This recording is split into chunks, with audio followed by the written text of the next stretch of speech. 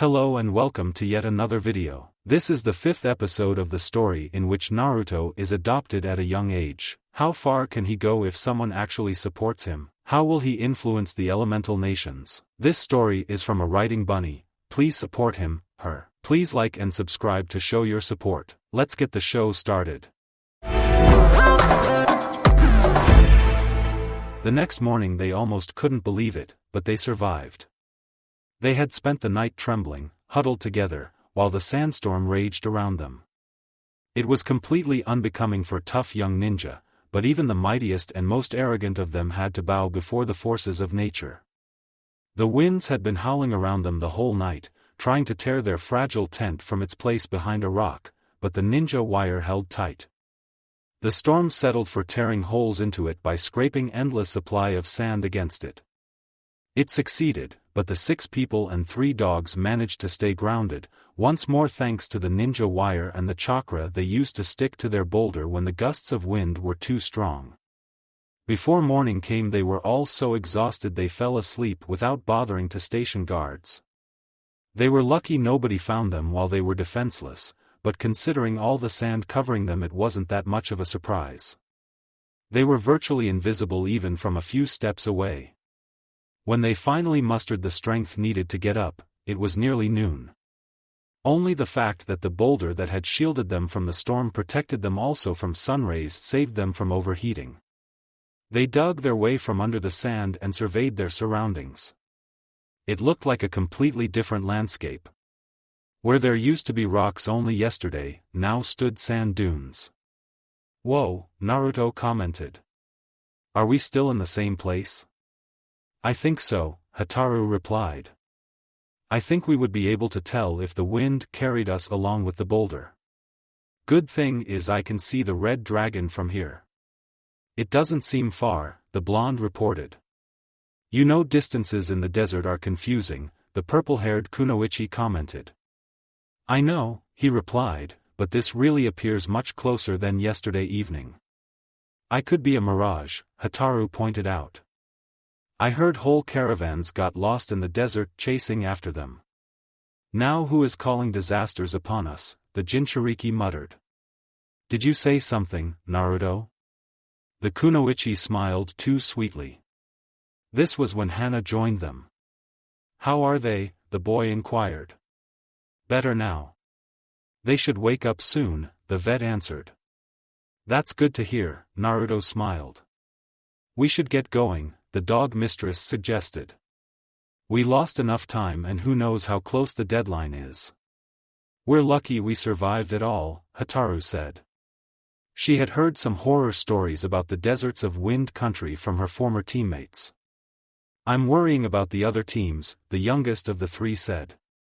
"If the storm caught them in open plain, how would they manage to survive?"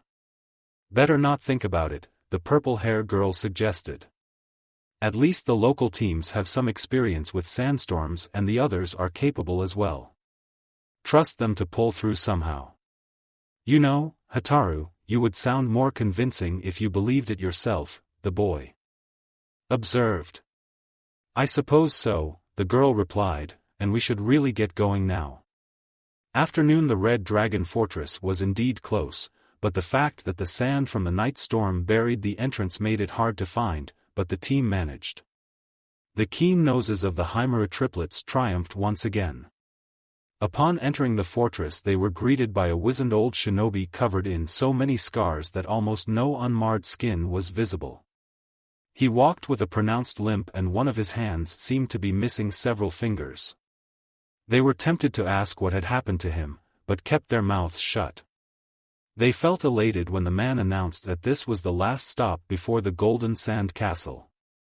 He also informed them where the castle was, namely in a valley to the west of Suna village, hiding under a cliff not far from the outskirts of Sunagakure. Then he promptly kicked them out. "Figures," Hataru muttered. "What figures?" Naruto inquired. "That the finish would be so close to the village," the scantily clad kunoichi explained. "Why?" the blonde was curious. "Because the senseis of the successful teams and proctors and even the local Kage would be coming there," she elaborated. They wouldn't want to travel too far. That makes sense, he agreed.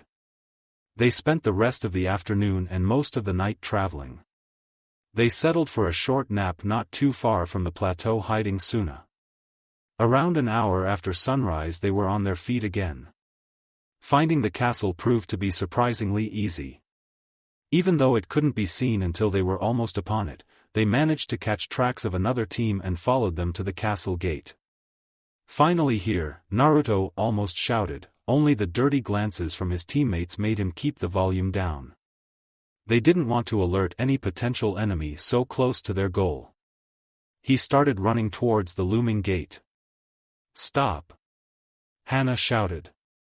The boy immediately obeyed. His teammate's tone implied how much pain he would be in if he didn't. "There might be traps." "I don't see any and I don't smell anyone here," the blonde defended. "The sense from the castle can hide it," the Inuzuka said.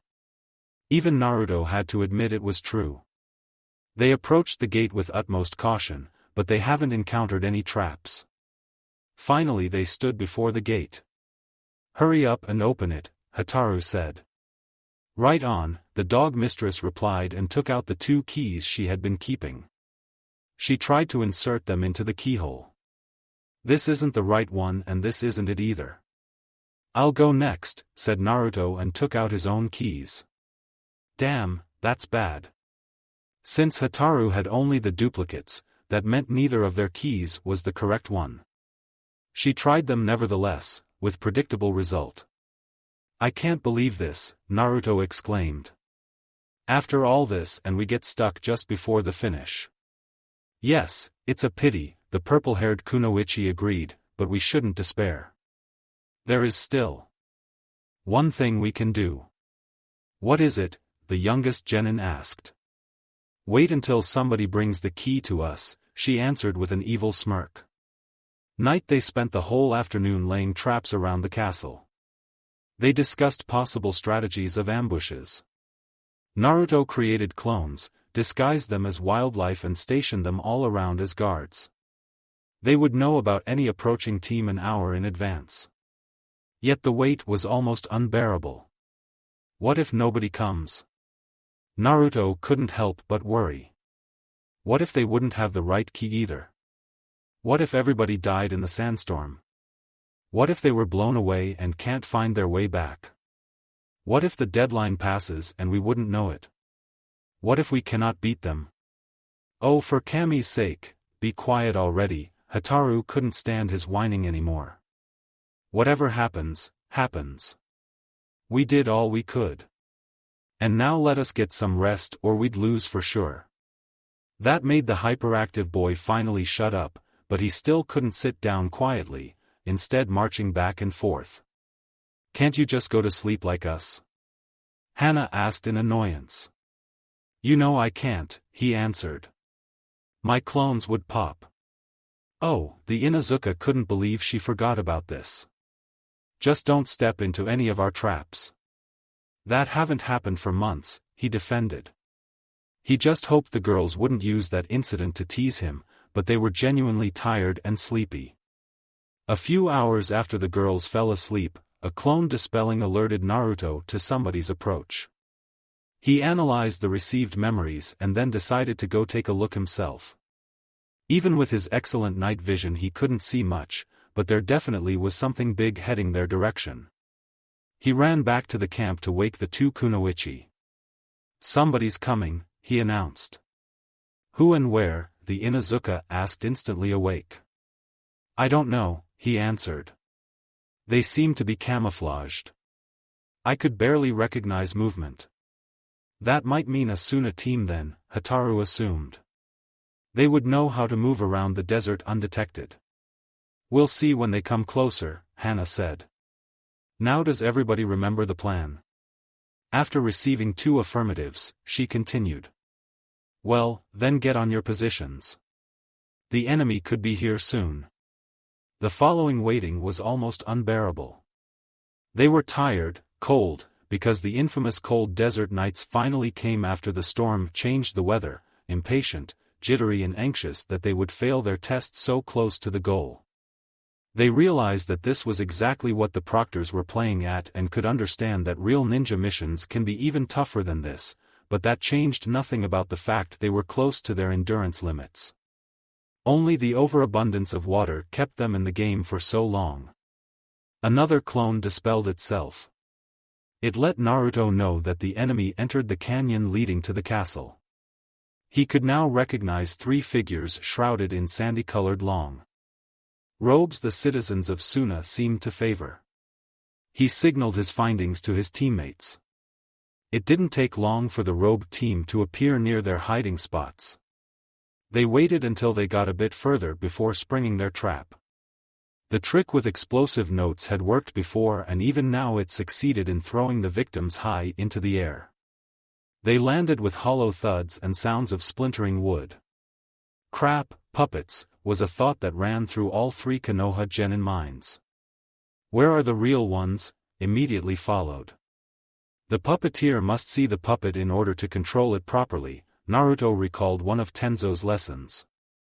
The canyon was curved, so they couldn't be too far behind. Other possibility was above, but his clones should have spotted them already if that was the case, that is unless the other team were experts at hiding, which puppeteers usually were. So where? His thoughts were interrupted by the remains of the puppet springing back to life. The blast notes had left them in pieces big enough for the puppeteers to use. He was going to remedy it. Drat it! He shouted a coded warning to his comrades. He didn't pause to see whether they took cover, his hands were almost through the series of hand seals before he finished. He sent the futon, cutting blow into the canyon. His wind jutsu were always more destructive in enclosed spaces. Even if the wood was reinforced against chakra-induced damage, this should leave it in 1,000 little chunks. He didn't wait to observe the results of his handiwork and ran from his hiding spot as soon as the winds died down. A split second later and he would have been smashed by the boulders that suddenly started raining from above him. He was sure there were none the last time he checked. A Doton user, he realized. Is he above me? How comes the clones haven't spotted him?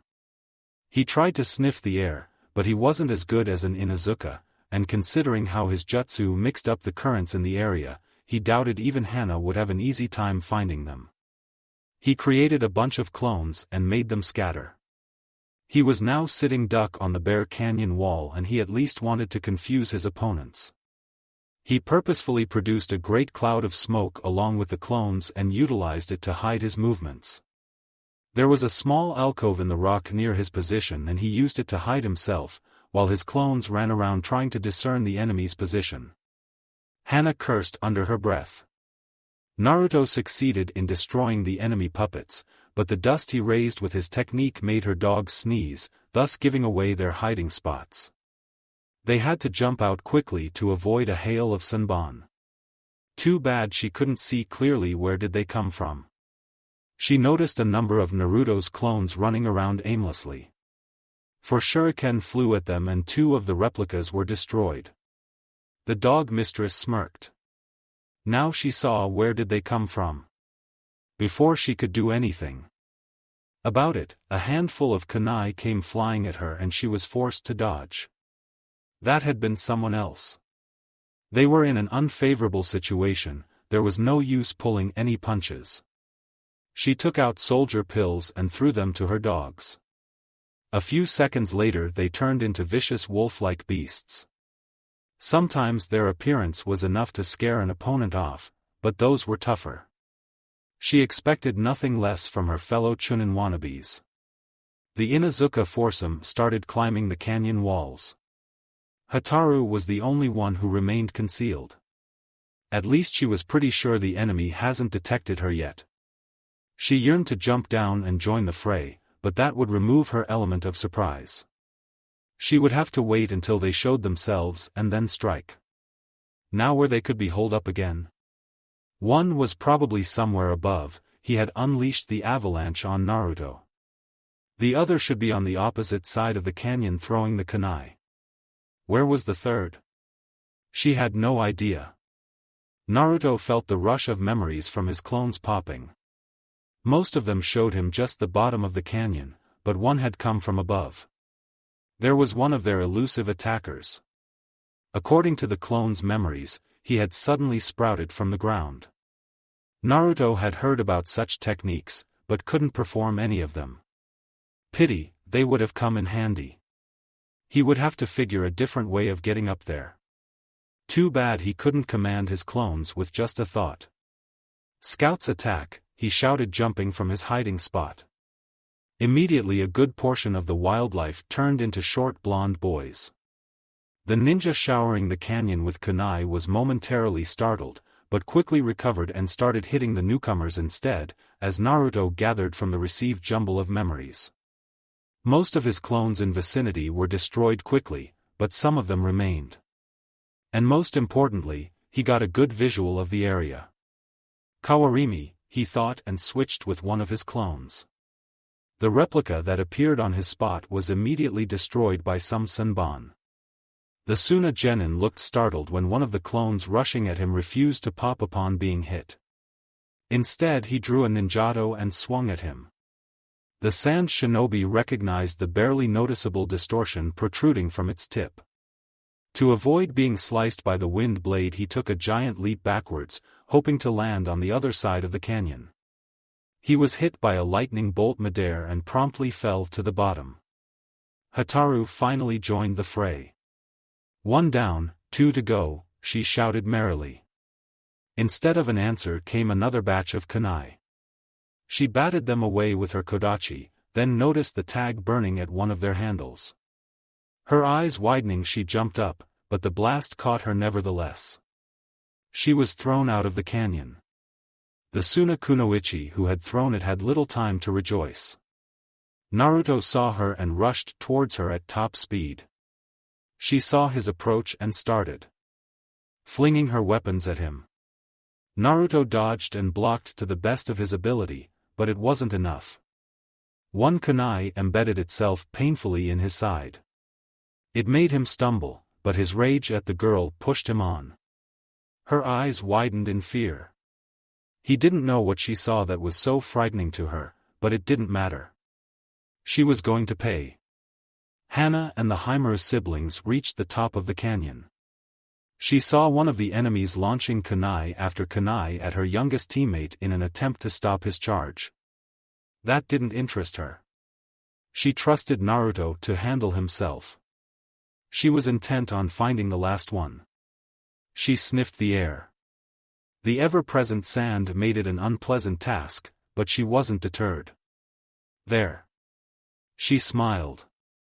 He was well hidden, but she was just too good at finding people. The Suna girl noticed movement behind her. Some instinct made her throw herself to the side. It saved her from being hit by another sword-wielding blonde boy. Clone, she recognized and destroyed him with a well-placed shuriken. The distraction was enough for the original, who used it to get close to her. She turned just in time to see him raise his weapon. A quick flick of her wrist sent her kunai flying at him. At the distance he had no chance to dodge. He didn't even try. He swung his sword downward. She saw the kunai piercing his side, then his sword landed and she knew no more. Hana saw from the corner of her eye how Naruto and the enemy Kunoichi downed each other.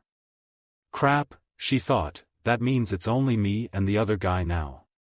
She could see him now, a faint mound in the sand covering the plateau. If she couldn't smell him, she would have completely missed him. He was a puppeteer without his puppets, useless and just hiding. She couldn't use a tsuga on him while he was underground, but she had more than just the Inuzuka family style at her disposal. A couple of hand seals and a deep breath later she spat a fireball at him. He was forced to leave the suddenly hot spot. That was when her dogs charged. He couldn't dodge 3 tsugas at once. Success, she thought grimly, surveying his damaged body. Then she went to check on her teammates. Hotaru got off easy, she was only shaken and bruised and woke quickly when the vet poured some water on her. Naruto was worse of, one of the kunai went in really deep and she suspected there was some poison involved as well. If she didn't know about the Jinchuriki's miraculous healing ability, she would have been deeply worried for his life. She tried to patch him up to the best of her ability nevertheless.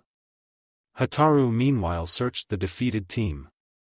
She managed to find 6 keys in total, 2 of them were of a kind they didn't have, both of them golden.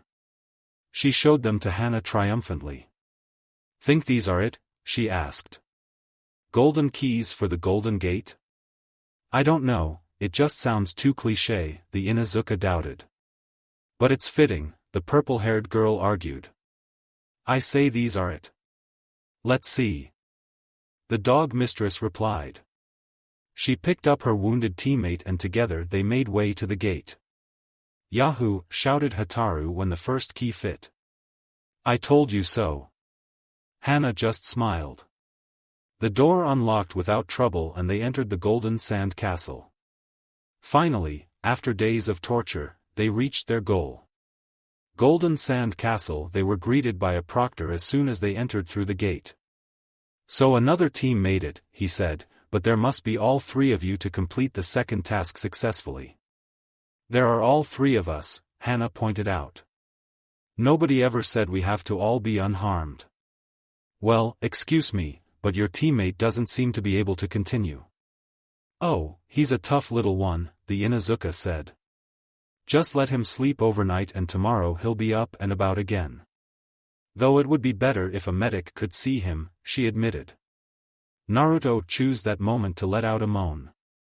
"And it would be better if he could see him now," the vet added. "And there's a wounded Suna team just outside the castle." "They are still in the exam," the man stated. Both Kunoichi had to suppress a shudder. It was just too cruel. "Now follow me to the infirmary." The infirmary. Naruto woke up in an unfamiliar room. His side hurt, but it wasn't too bad. "Awake already?" asked Hataru from another bed. The blonde had a sudden sense of déjà vu. Who did they fight with this time? Ah, it was that Suna team. He remembered the girl he had fought. She had hit him with a kunai and then he had slashed her with his sword. Red line had appeared across her torso. Had he killed her? Cold fear ran through him. In all the missions he had undertaken, he had never actually killed anyone. He had beaten them and hurt them, he assisted in the kill of the Bone Freak, but never had he directly taken another life. "Hey, Naruto," the girl called. "What?" he asked startled. "You spaced out," she replied. "Should I call a medic?" It was some nasty poison on that blade. The medmans were at a loss. "How are you still alive?" "No, it's fine," he refused. "I'm feeling all right." "Really?" The girl raised a purple eyebrow. "You don't seem all right from here." "I don't need a doctor," the boy scowled. He could barely stand being at their mercy. "It's just that girl." "Which one?" she teased. "I didn't know you had a girlfriend." "I don't," he scowled. "I mean the girl from the Suna team. Did I kill her?" Oh, Hataru finally realized what was bothering her friend. It was bothering her too, after all. "I don't know," she said. "They were all still alive when we left them, but the proctors refused to take them in when we told them about it. That's just," he trailed off. He had no idea what to say. "Cruel is the word you can't find?" Hataru offered. "Maybe," he replied. Now here probably should go a speech about the reality of shinobi life. "Probably," she agreed. "It sounds now completely different than it did at the academy, doesn't it?" "I wouldn't know," he shrugged. "I never attended." "I forgot," she said. "But you've heard it before, didn't you?" "Yes," he confirmed. "Countless times." "So what do you think about it now?" Hataru inquired. "That it doesn't capture the reality," Naruto answered. "Too true," the girl nodded sadly. "What about you, Hataru?" he asked quietly. "What about me?" She looked at him questioningly. Have you ever killed anyone? Naruto asked quietly. Once, she answered.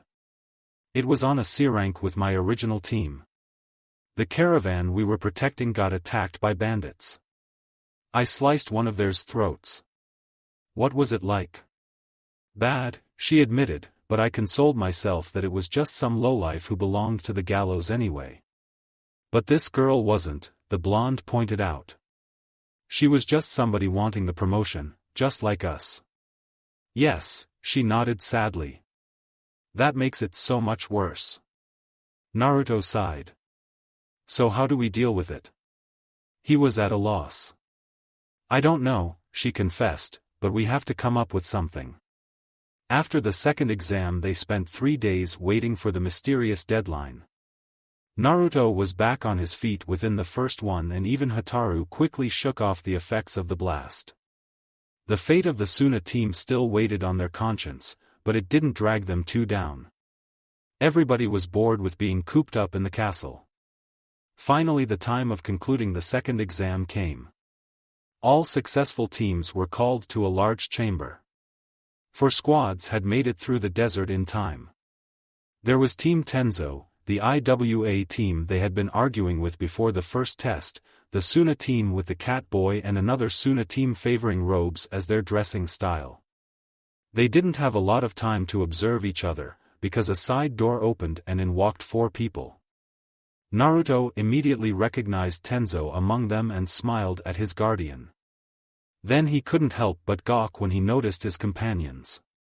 One of them was a big man in standard Suna shinobi attire, with the exception of its coloring. It was decorated with wild stripes in all shades of yellow, orange, dark brown and black. It gave him the appearance of a large tiger. Something about him reminded the blonde of a certain green spandex-loving jounin from Konoha he had met once. Second was a man in IWA uniform with long dirty blonde hair tied in a high ponytail. He would have looked normal if it wasn't for his hands. Were there mouths on his palms? The Konoha genin didn't really want to know. Third entered a geisha. She had everything a geisha should have. Her black hair with bluish tint was tied up in an elaborate style and held up with golden needles and combs. White paint covered her face and intricate red makeup enhanced her impossibly green eyes. Her finger and toenails were polished crimson. Her slim figure was clad in an expansive yellow kimono with designs of cacti and dunes, tied with a red obi. Her elegant feet were clad in high-soled sandals that were suited only for slow walking. The young ninja couldn't fathom what was somebody like her doing here. Then she headed for the team robe, as he privately dubbed them, and it occurred to him that she might be their sensei. The fact that the style of the kunoichi of that team was similar to that of the older woman's supported that theory. Then the geisha moved her arm and a picture of a scorpion was revealed on the inner side of her wide sleeve. Suddenly she didn't look so decorative, more like deceptively dangerous, resembling a deadly scorpion hiding under a beautiful desert blossom. Yes, now he believed that she was a formidable kunoichi. His musings were interrupted when Tenzo came to them. They greeted him like they had believed they would never see him again. And truthfully, there were occasions when they believed they wouldn't get out of the blazing sandy hell alive. "So is everybody all right?" their sensei asked his charges. "We'll live," Hana answered everyone. "Good thing you insisted we bring so much water," Hotaru added. "I'd never believed it, but we really needed most of it." "Yeah," Naruto agreed, shooting covert glances to the other teams. "Is something bothering you?" the Mokuton user asked. The blonde's eyes darted toward the other finalists once more. Everybody seemed to be preoccupied with their reunions. "Good. Tenzo," he started, "are jounin everywhere weird?"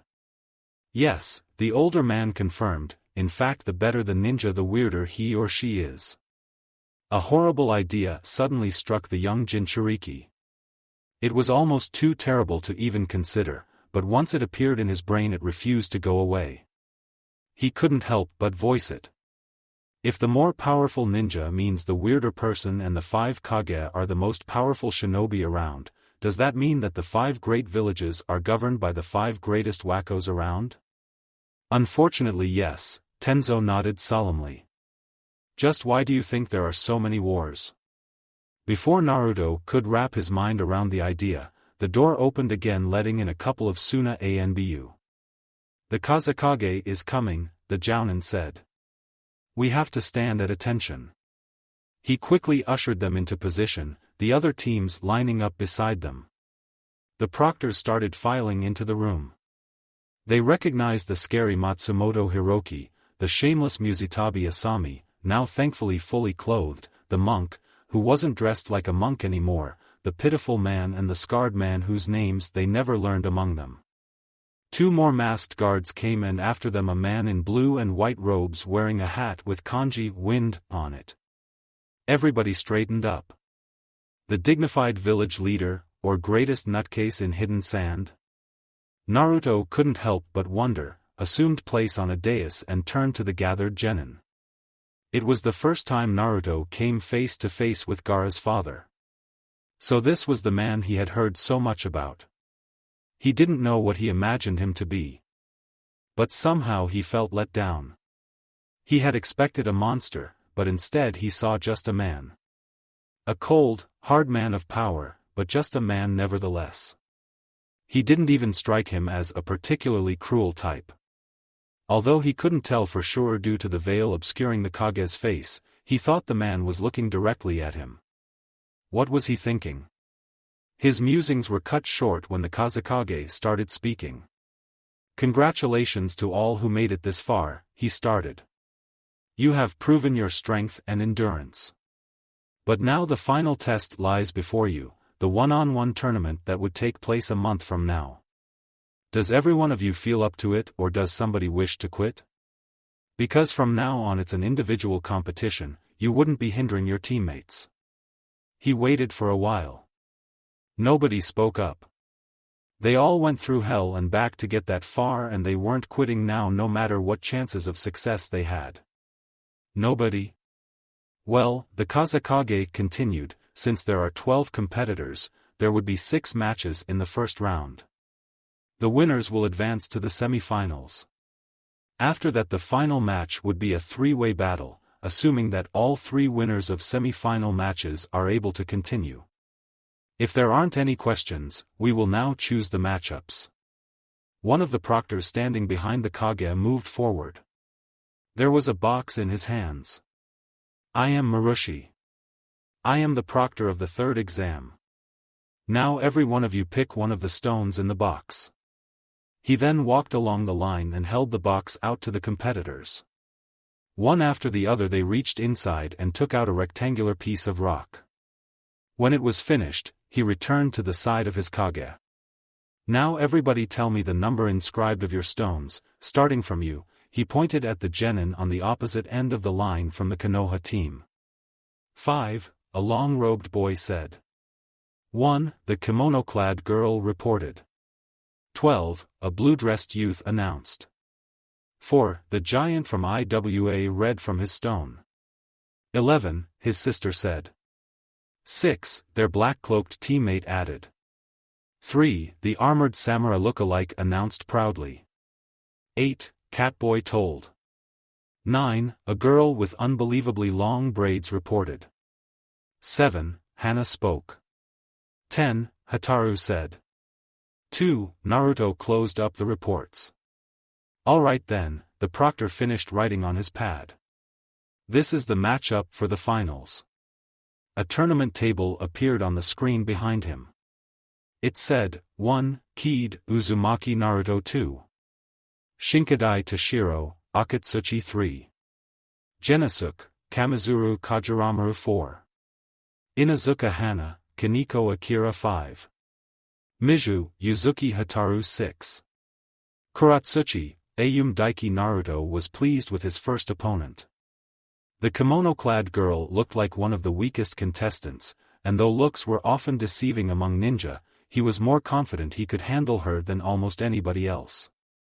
He just didn't like the fact that should he win, he'd face one of the giants. Oh. Well, no sense worrying about that now. After all, the bigger the enemy the bigger a target he makes. Gaara had proven that enough. Hana was excited by her pairing. She couldn't wait to show the arrogant cat dude up. He was probably having some ideas about showing her up, at least his smirk and the look he sent her way suggested it, but she was fully determined to set him straight. She sneered back. Hotaru took one good look at her opponent. It seemed like this exams would turn out better for her than the last one. Her opponent looked more decorative than dangerous. Of course so did she, but appearances were deceiving. She just hoped this particular deception wasn't too deep. The final tournament will take place exactly 1 month from now in the Great Suna Arena, the Kazekage spoke. The first match would begin exactly 1 hour after sunrise. Whoever fails to show up would be disqualified, no pardons given. You are now dismissed. He turned around and walked from the room. Others followed suit. Soon the area was completely vacant. They left the Golden Sand Castle. It was late afternoon and the sun was shining brightly on the sandstone cliffs. Finally! Naruto exclaimed. I thought I was going to get crazy if I had to stay 1 more day. Didn't we all? Hotaru uttered. No need to get overly excited. So how do you like your opponents? The blonde inquired. I can't wait to start training again. So what else is new? The purple-haired girl muttered. I just want to get into a huge bathtub and soak for hours, Hana stated. Me too, Hotaru added. Too bad they have none here. In that case, Tenzo said, you'll be glad to hear we won't be staying here until the finals. Yippee.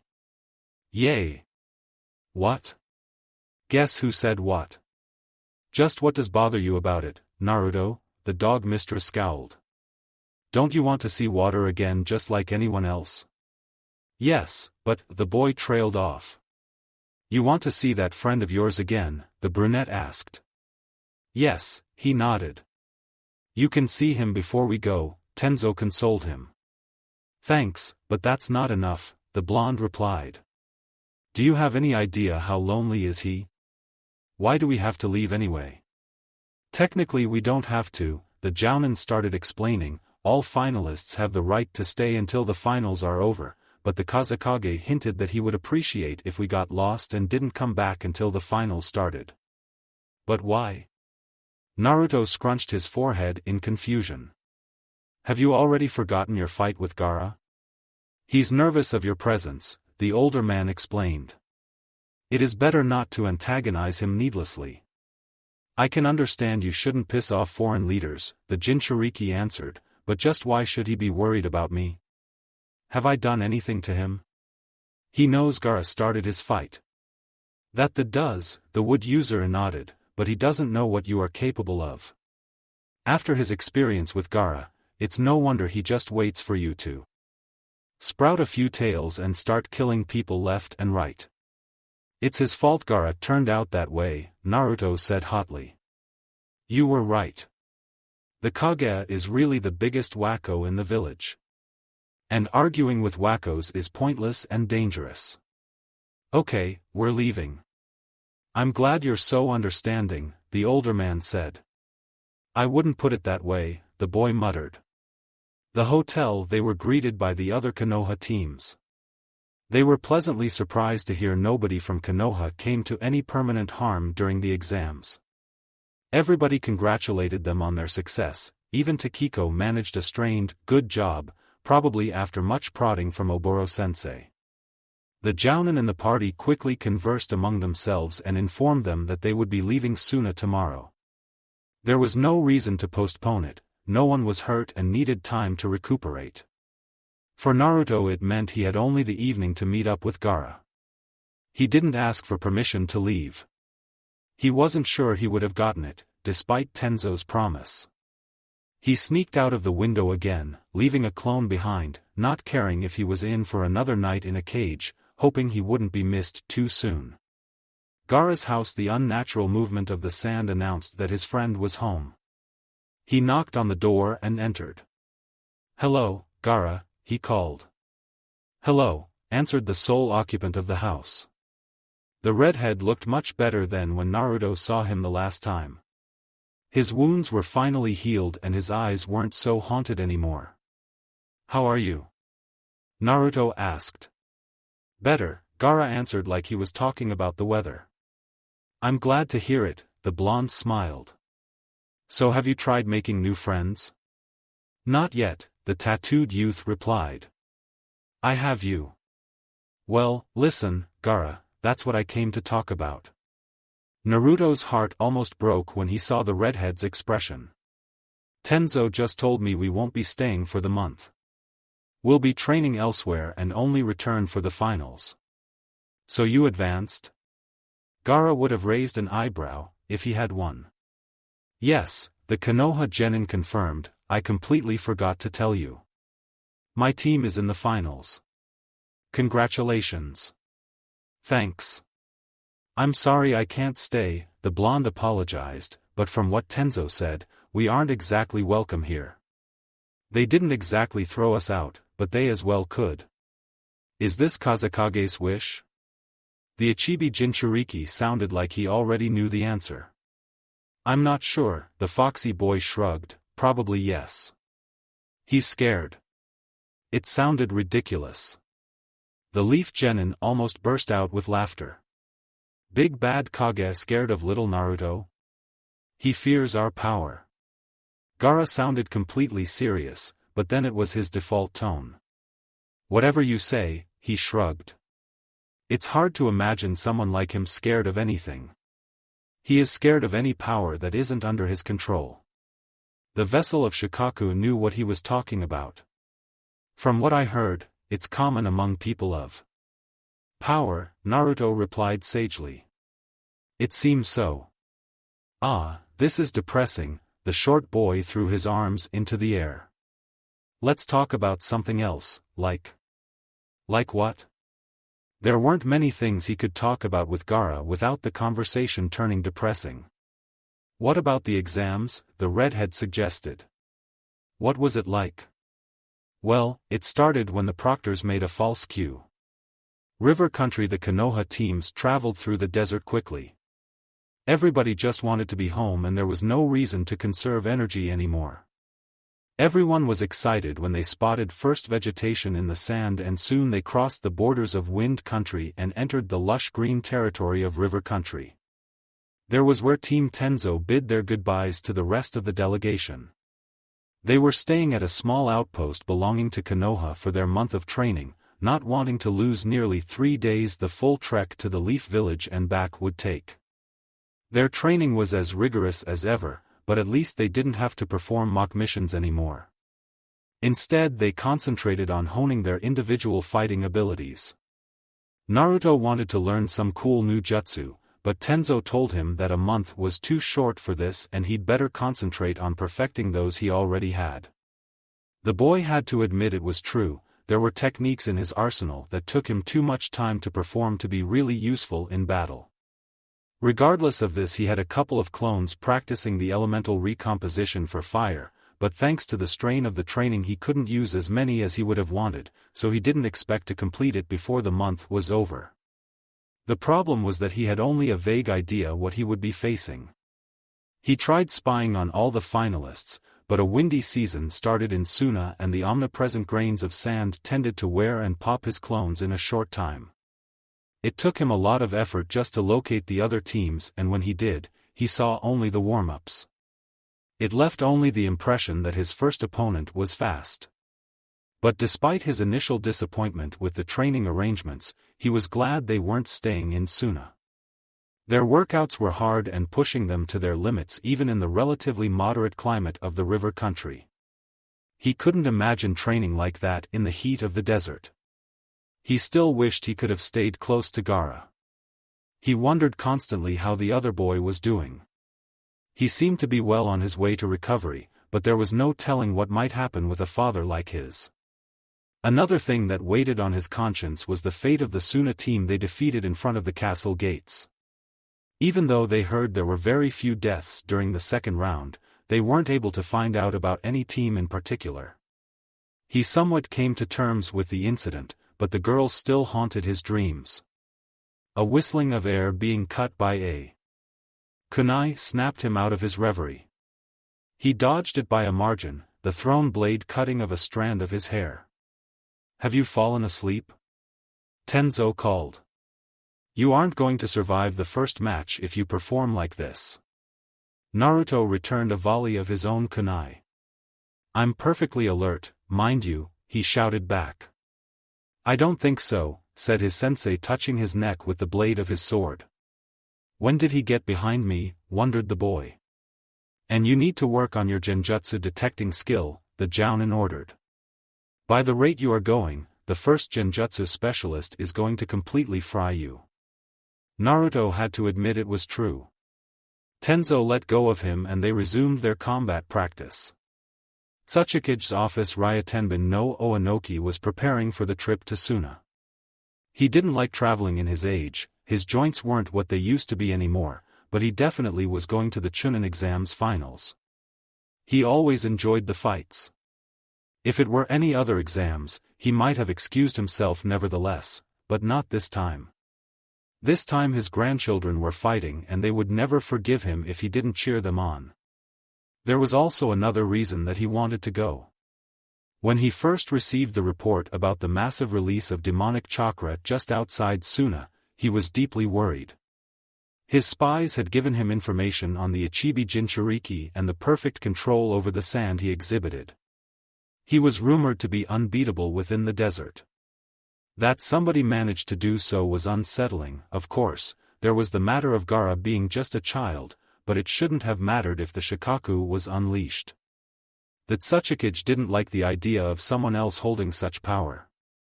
They had their own hosts, the 4 and 5 tails, but he wasn't sure how would they fare against somebody with such power. Oanoki had been curious who held such a perfect weapon, but his spies didn't know. But the fact that the whole incident was written off as friendly spar, even though everybody knew it was anything but, narrowed down the choices. Then one of their jounin sensei got lucky and overheard the conversation of his Konoha counterparts. The Jinchuriki was on one of Leaf's genin teams in the exam. When the matchups for the finals came out, he wasn't surprised to find out that said team had advanced. And that brought him to the other reason he wanted to attend the Suna finals. He wanted to see the child with his own eyes. His agents weren't able to dig up which one of the 3 it was, but he was sure he would know once he saw them.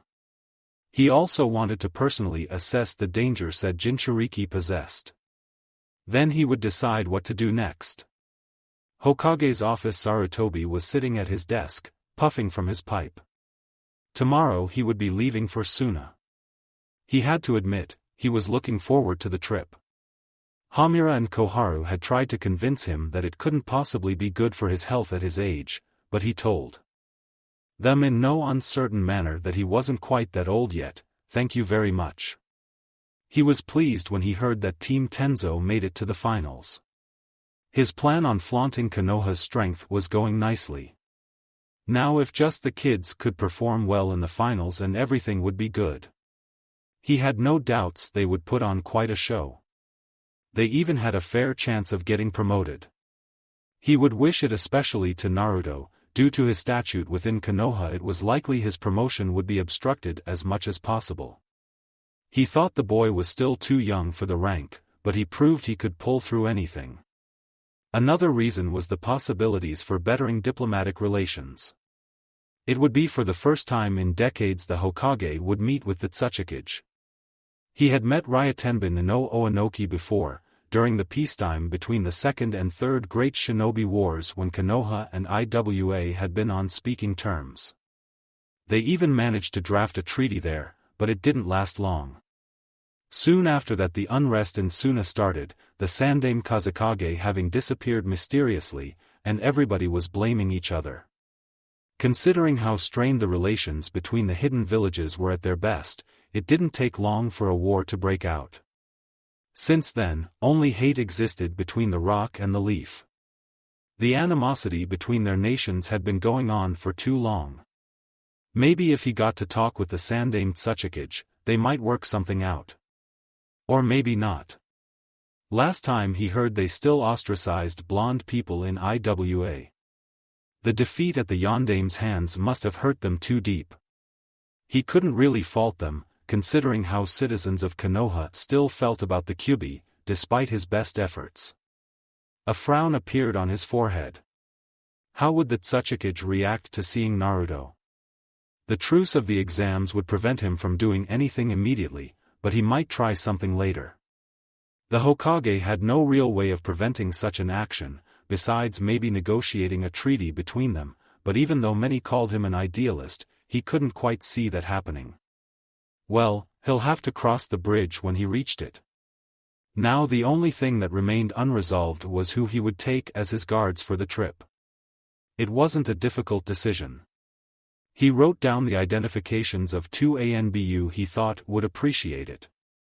River Country 3 days before the exams were scheduled to start, the Hokage's entourage arrived to the base Team Tenzo were training at. They greeted each other and prepared to travel the rest of the journey to Suna together. Hana wasn't surprised when she saw her mother in the entourage, but she raised an eyebrow when she noticed Kiba riding on Kuramaru's back. "Hey, Kiba, what are you doing here?" she greeted. "I came to watch your fight," he announced. "Shouldn't you be at school?" The Inuzuka heiress raised an eyebrow. "Not really," Tsum answered. "There are some reconstructions taking place on the academy building. From what I heard, a demonstration with explosive tags went wrong, and the academy is closed for a couple of days, until they're sure it won't fall on the children's heads. Kiba won't be losing more than a few days of instructions." "It's not like it matters," the boy boasted. "What's a couple of days of training to such an awesome ninja as I?" "You think you are awesome already," his sister cocked her head sideways, much like a dog would. "You'll soon see what awesome truly means." "I can't wait," her brother grinned. Hataru was startled when she saw the ANBU guarding the Hokage. One of them was a female in the mask of a lioness, sporting long purple hair. The young Kunoichi recognized her immediately, but said nothing. ANBU on duty weren't supposed to have identities beside their code names. Even Tenzo recognized people from the guard detail. It wasn't too long since he left ANBU and he knew a lot of people there. He didn't say anything as well. There would be time to catch up with old friends later. Later the evening, Tenzo sneaked out of their quarters an hour after his team had fallen asleep. He walked the short distance to the room the ANBU guards were lodging in. He knocked on the door in a secret sequence and was answered by another coded signal. He opened the door and entered. "Long time no see, Tenzo," the occupant of the room greeted. "Good to see you too, Kakashi," the wood user replied. The silver-haired man smiled his infamous one-eyed smile. "So I see the rumors were true, you really got a genin team." "Yes," Tenzo nodded. "How do you like them?" Let's see," Kakashi started. "There's a girl with puppies running underfoot, then there's a decorative kunoichi wannabe and then a little kid. I don't see how you can put up with them. Do you have to be such a cynic?" "They are a good team," the jounin defended his charges. "And can you stop reading that book when I'm talking to you?" "Yes." "They are going to get killed." "No." Kakashi didn't lift his single eye from his infamous orange publication. "Figures." Tenzo sighed exasperatedly. "You're still the same old block of ice pretending to be a human being. What would it take to make you melt a bit?" "Don't start again," the silver-haired ANBU warned him. "Seriously, Kakashi," the Mokuton wielder didn't give up that easily. "You can't go on like that. Do you want to spend the rest of your life kneeling before the memorial stone?" "I don't see why does it bother you," the dog summoner shrugged. "I'm perfectly fine the way I am." "I disagree." "You're wasting away," the dark-haired man said. "Why don't you quit ANBU and take on a team? Having kids around will cheer you up." "No." That sounded final. "Give it a try," Tenzo prodded. "Hokage already tried it," the masked man replied. "And?" The former ANBU raised an eyebrow. I failed them, the current ANBU answered. They were just punks who would get killed on their first mission. I doubt they were really that bad, Tenzo questioned. They were, Kakashi confirmed. Kids today, just playing to be ninja. They have no idea what is it like out there. Then you should teach them, the Jounin sensei pointed out. No, the silver-haired man flat out refused. They were hopeless cases. You're a hopeless case, the dark-haired man sighed. I'm perfectly fine this way, the notorious porn reader shrugged. If you say so, Tenzo threw his arms up in a defeated gesture. Who I am to keep you from reading the same book for the 60th or is it the 70th time now? 73rd, Kakashi corrected. You really are unbelievable, his comrade shook his head. I like it that way. He turned a page in his book. Goodbye then. Goodbye. Kazakage's office. Everybody was apprehensive of the upcoming Chunin selection exams finals, and the Yondaime Kazakage was no exception to the rule. He had good reasons to be. First was that both the Hokage and the Tsuchikage were coming. Both Konoha and Iwa were on speaking terms with Suna, but the sentiment between the two of them was notorious. If he wasn't mistaken, the two hidden villages hadn't exchanged a single diplomatic letter since the Third Great Shinobi War. There were too many grievances on both sides, first when the Iwa ninja pushed deep into the Fire Country, then when the Yellow Flash nearly single-handedly chased them back to their mountains. Things like that couldn't be forgotten as long as its participants lived. Too many of them still did. In fact, both villages were still governed by the same Kage. He wondered how long they would be able to hold civil conversation before they'd start exchanging thinly veiled insults. He just hoped they wouldn't start a war within his village. With Suna's military being as weak as it was, damn their daimyo, they would have a lot of trouble if they had to fight. On the other hand, a war might make the retard raise their budget, but he wasn't counting on it. The other reason was that the Konoha Jinchuriki was coming again. If he really didn't like something, it was having a weapon stronger than their best in his village.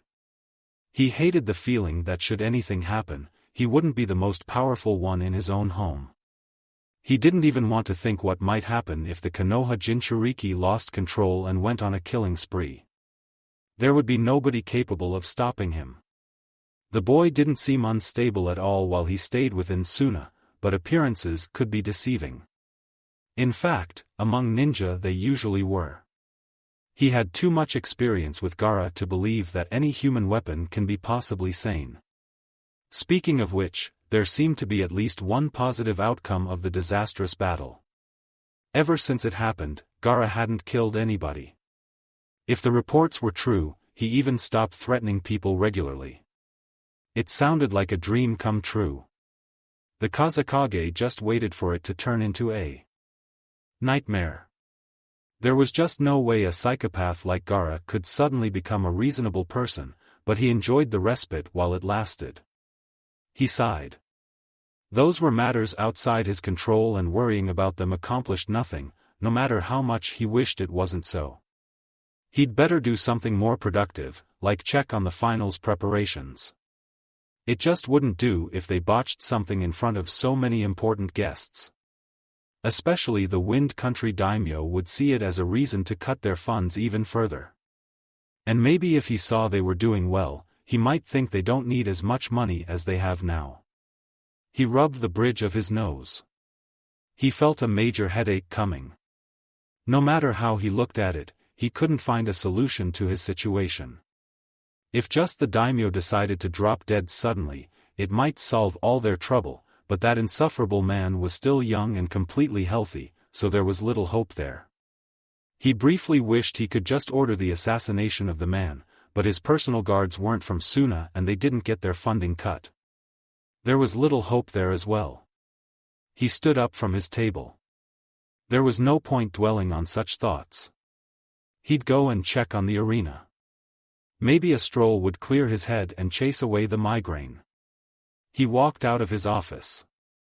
Back in Suna, so tomorrow's the day, Hataru said. They were back in their old hotel room in Suna. Are you scared? Why do you ask? Hana shot back. Are you scared? Hataru was. She couldn't help but remember how her first exam finals ended. That didn't mean she would admit it aloud. Scared? Me? Don't be ridiculous. I'm not, the Inuzuka replied. I just have a good nose. You're no fun, the purple-haired girl muttered. One of Hana's dogs barked. You're right, said its mistress. She does have a weird sense of humor. Hey! The skimpily clad girl scowled. Just admit you're both anxious and leave it at that, Naruto suggested. And what about you? Hataru teased. I bet you won't be able to sleep tonight again, little boy. Hey! Now it was Naruto's turn to defend himself. I'll let you know, I'm not scared at all. Woof. Hana replied, somebody disagrees. And how does that somebody feel? The blonde asked, looking at the dog in question. The animal, still a puppy, though now considerably bigger than when the team first formed, wagged its tail innocently. I wait to see whether you'll be such a tough guy tomorrow. Don't insult my dogs, the Inuzuka scowled. Tell them to stop making puppy eyes on me, he retorted. They can't help it, they are still puppies, Hana pointed out. That's not my problem, he retorted. Naruto finished sharpening his ninjato. I'll head to bed. I'm tired. Already? Hataru raised an eyebrow. You aren't trying to sneak off again then? Hey! The blonde looked scandalized, although it was exactly what he was planning to do. He hoped he could. See Gaara before the exams started. Tenzo-sensei told us to keep an extra close eye on you, Hana added. I'm wounded, the boy pouted. Doesn't he trust me at all? Do you really want me to answer this? Naruto recognized that there was really no choice for him but to head to bed. Arena. The morning of the exams finals dawned bright and clear, as was usual in Suna. Everybody headed for the arena to witness the events. The 12 finalists lined up in the sand on the arena floor. They stood there at attention, all of them trying to look tough and proud, hiding their anxiety from both their peers and the audience.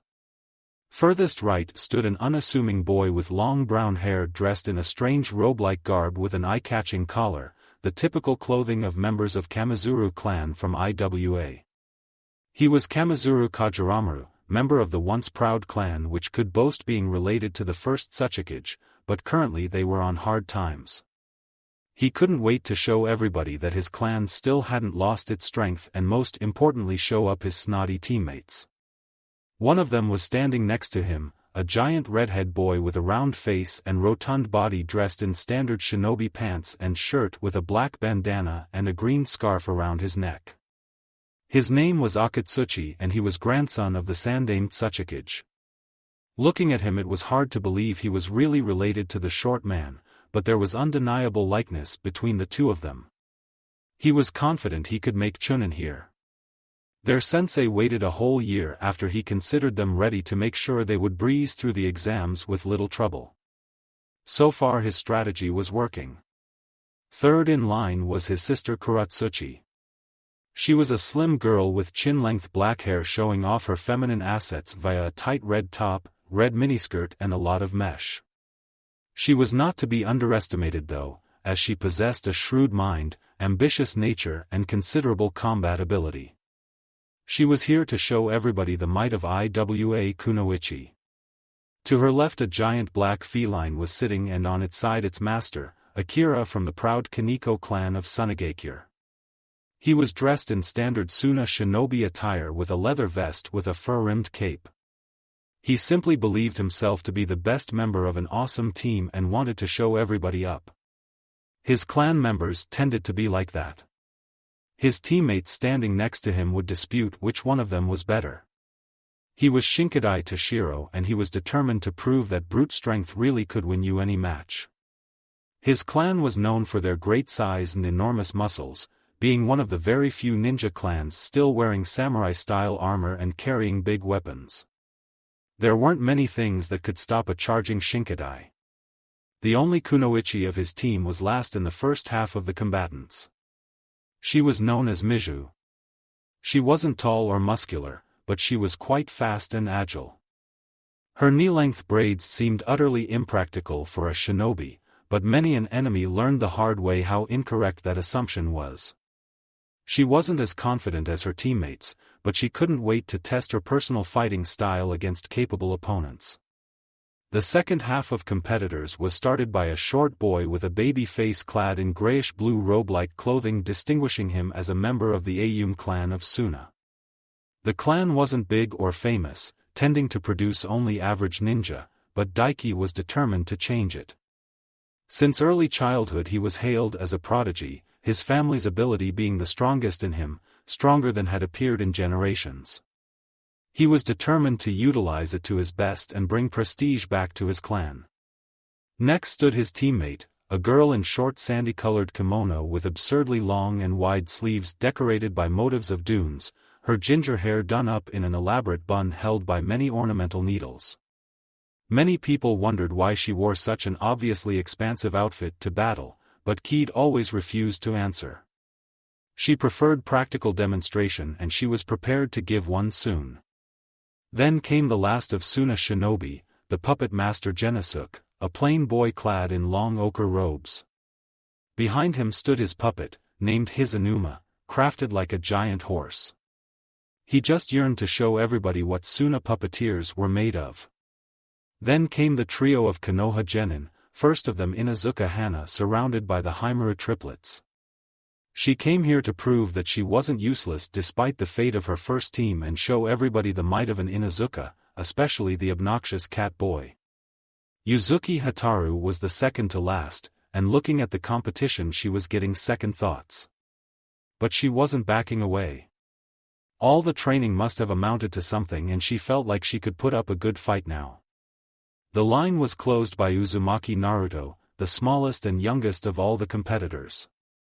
Some people wondered what was such a child doing there, but he was determined to prove that he earned his place there. He was going to win the fight and earn a promotion. Databeo. They stood silently, waiting for the finals to begin. Temari was sitting in one of the VIP booths in the arena. As the Kazakage's daughter she could afford it. She was also required to attend such events, but she decided to overlook that part. She had attended one Chunin exams finals in Suna before and she had absolutely loved the event.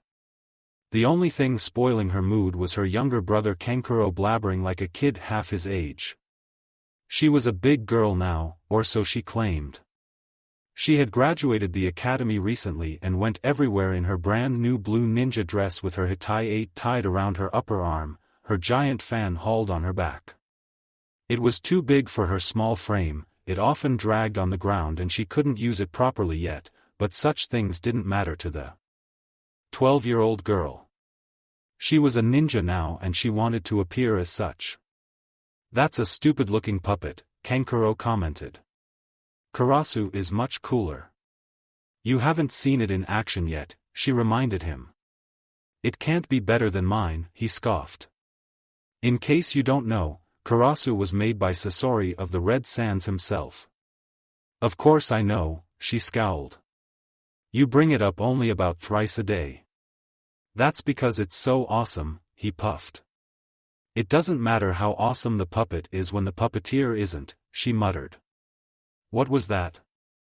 Kankuro narrowed his eyes. "I'll let you know, I'm going to be the best puppeteer Suna has ever seen." "I can't see it happening by the rate you are going," she replied. "Just you wait, sister," he boasted. "You're such a kid," she chided. "If you're really so awesome, why haven't you graduated yet?" She turned in such a way to show him her Hitai 8. She liked to show it off the same as her brother showed off his puppet, but she would smack anyone who would point it out. She was a big ninja and Kankuro just a stupid little kid in an equally stupid catsuit with a stupid tendency to get mad when somebody commented on his fashion sense, or lack thereof. Ranks are overrated anyway, he claimed. Temari just smirked. Her brother was so easy to tease. Just look at who's competing today. I see 4 decorative girls and a little shrimp there. This is going to be boring. Dunderhead, she scowled. You don't know what are you talking about. That shrimp, as you just called him, beat him. What? Kankuro blinked in disbelief. You don't mean that little stupid-looking kid could beat Gaara? Don't call Naruto that. Both Temari and Kankuro stiffened. The object of their conversation just walked into the booth. The youngest of the Kazekage's children had changed significantly since his lost battle. He had stopped threatening people to crush them with his sand and started trying to make friends instead. It was just plain creepy in Kankuro's opinion. Gaara was the wacko who was supposed to go around killing everybody who looked at him wrong. This new personality freaked him out. He just waited for when the redhead would inevitably slip back into his old murderous self. Temari had a different opinion. Even though she rarely thought about it, Gaara was still her brother. He scared her just like he did everybody else, but she could also see what life was for him. There were times when she wanted to change it, but she was too scared to try anything. She had no desire to end up as fodder for the thing Gaara called a mother. But now, when somebody else managed to reach through the shell of sand to the child inside, she wasn't about to throw the opportunity away. If her little brother got better, she didn't want him to suffer a relapse. It's nice you joined us, she smiled, even if it was a bit forced. Kankuro didn't mean it like that. Her middle brother looked at her like she had just sprouted a second head. He's going to apologize, aren't you, Kankuro? Her tone left no doubt that he'd better obey or else. Somehow in that moment she scared him more than Gaara. It was quite a feat, sure, he stuttered. I didn't mean it. He tried to covertly to get as far from the redhead as possible, which in the small booth wasn't much. Apology accepted, Gaara said. He had no idea what he should say, but he thought he should say something. He then sat on the bench next to his siblings. So you came here to watch the finals? It was a stupid question, but Temari couldn't think of anything else to start a conversation. She didn't even know whether starting a conversation was a good idea at all, but she tried it nevertheless. Yes. Gaara didn't even turn to her, instead watching the arena intently. So who do you think would win? She tried it again. Naruto, the youngest of the 3, answered with absolute conviction. Figures. Gaara wasn't much of a conversationalist, but she already knew that. She gave up her attempts at small talk. They sat there together in silence. It might not have seemed like much, but she felt like they made a huge step in mending their relationship. Kage Booth the Kazekage was the first one to arrive. He sat in his chair and surveyed the occupants of the arena below. Whole half of them were from Suna. That wasn't bad, but it wasn't good enough either. They had designed the exams purposefully to favor their own, everybody did that, and he had expected better results. And to top it, the Suna teams who advanced weren't exactly the pride of their village. Oh, they were strong, no doubt about that, but they had all a reputation for being odd, to put it mildly. Considering whom their senseis were, it was no wonder. He could just pray they wouldn't do anything to embarrass Suna too badly. He had already explained to them what would happen if they did. His musings were cut short by the arrival of the Hokage. He rose from his seat to greet the elderly leader of Konoha properly. Welcome to Sunagakure, Hokage-sama. I trust you had a pleasant journey. It was as pleasant as a trek through the desert can be, Sarutobi replied diplomatically. The Kazekage wanted to ask how pleasant could it be in his age, but refrained. It was no need to antagonize another Kage any more than he already was. I trust it's peaceful here in Suna. It would be very unfortunate if there were any incidents during the exams. The Kazekage mentally sighed. It was just a matter of time when the Hokage would bring this up. I assure you, Hokage-sama, that we made extra precautions to ensure the peace of the exams won't be broken.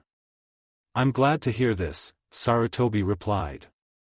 Before he could say anything else, the Tsuchikage entered the balcony.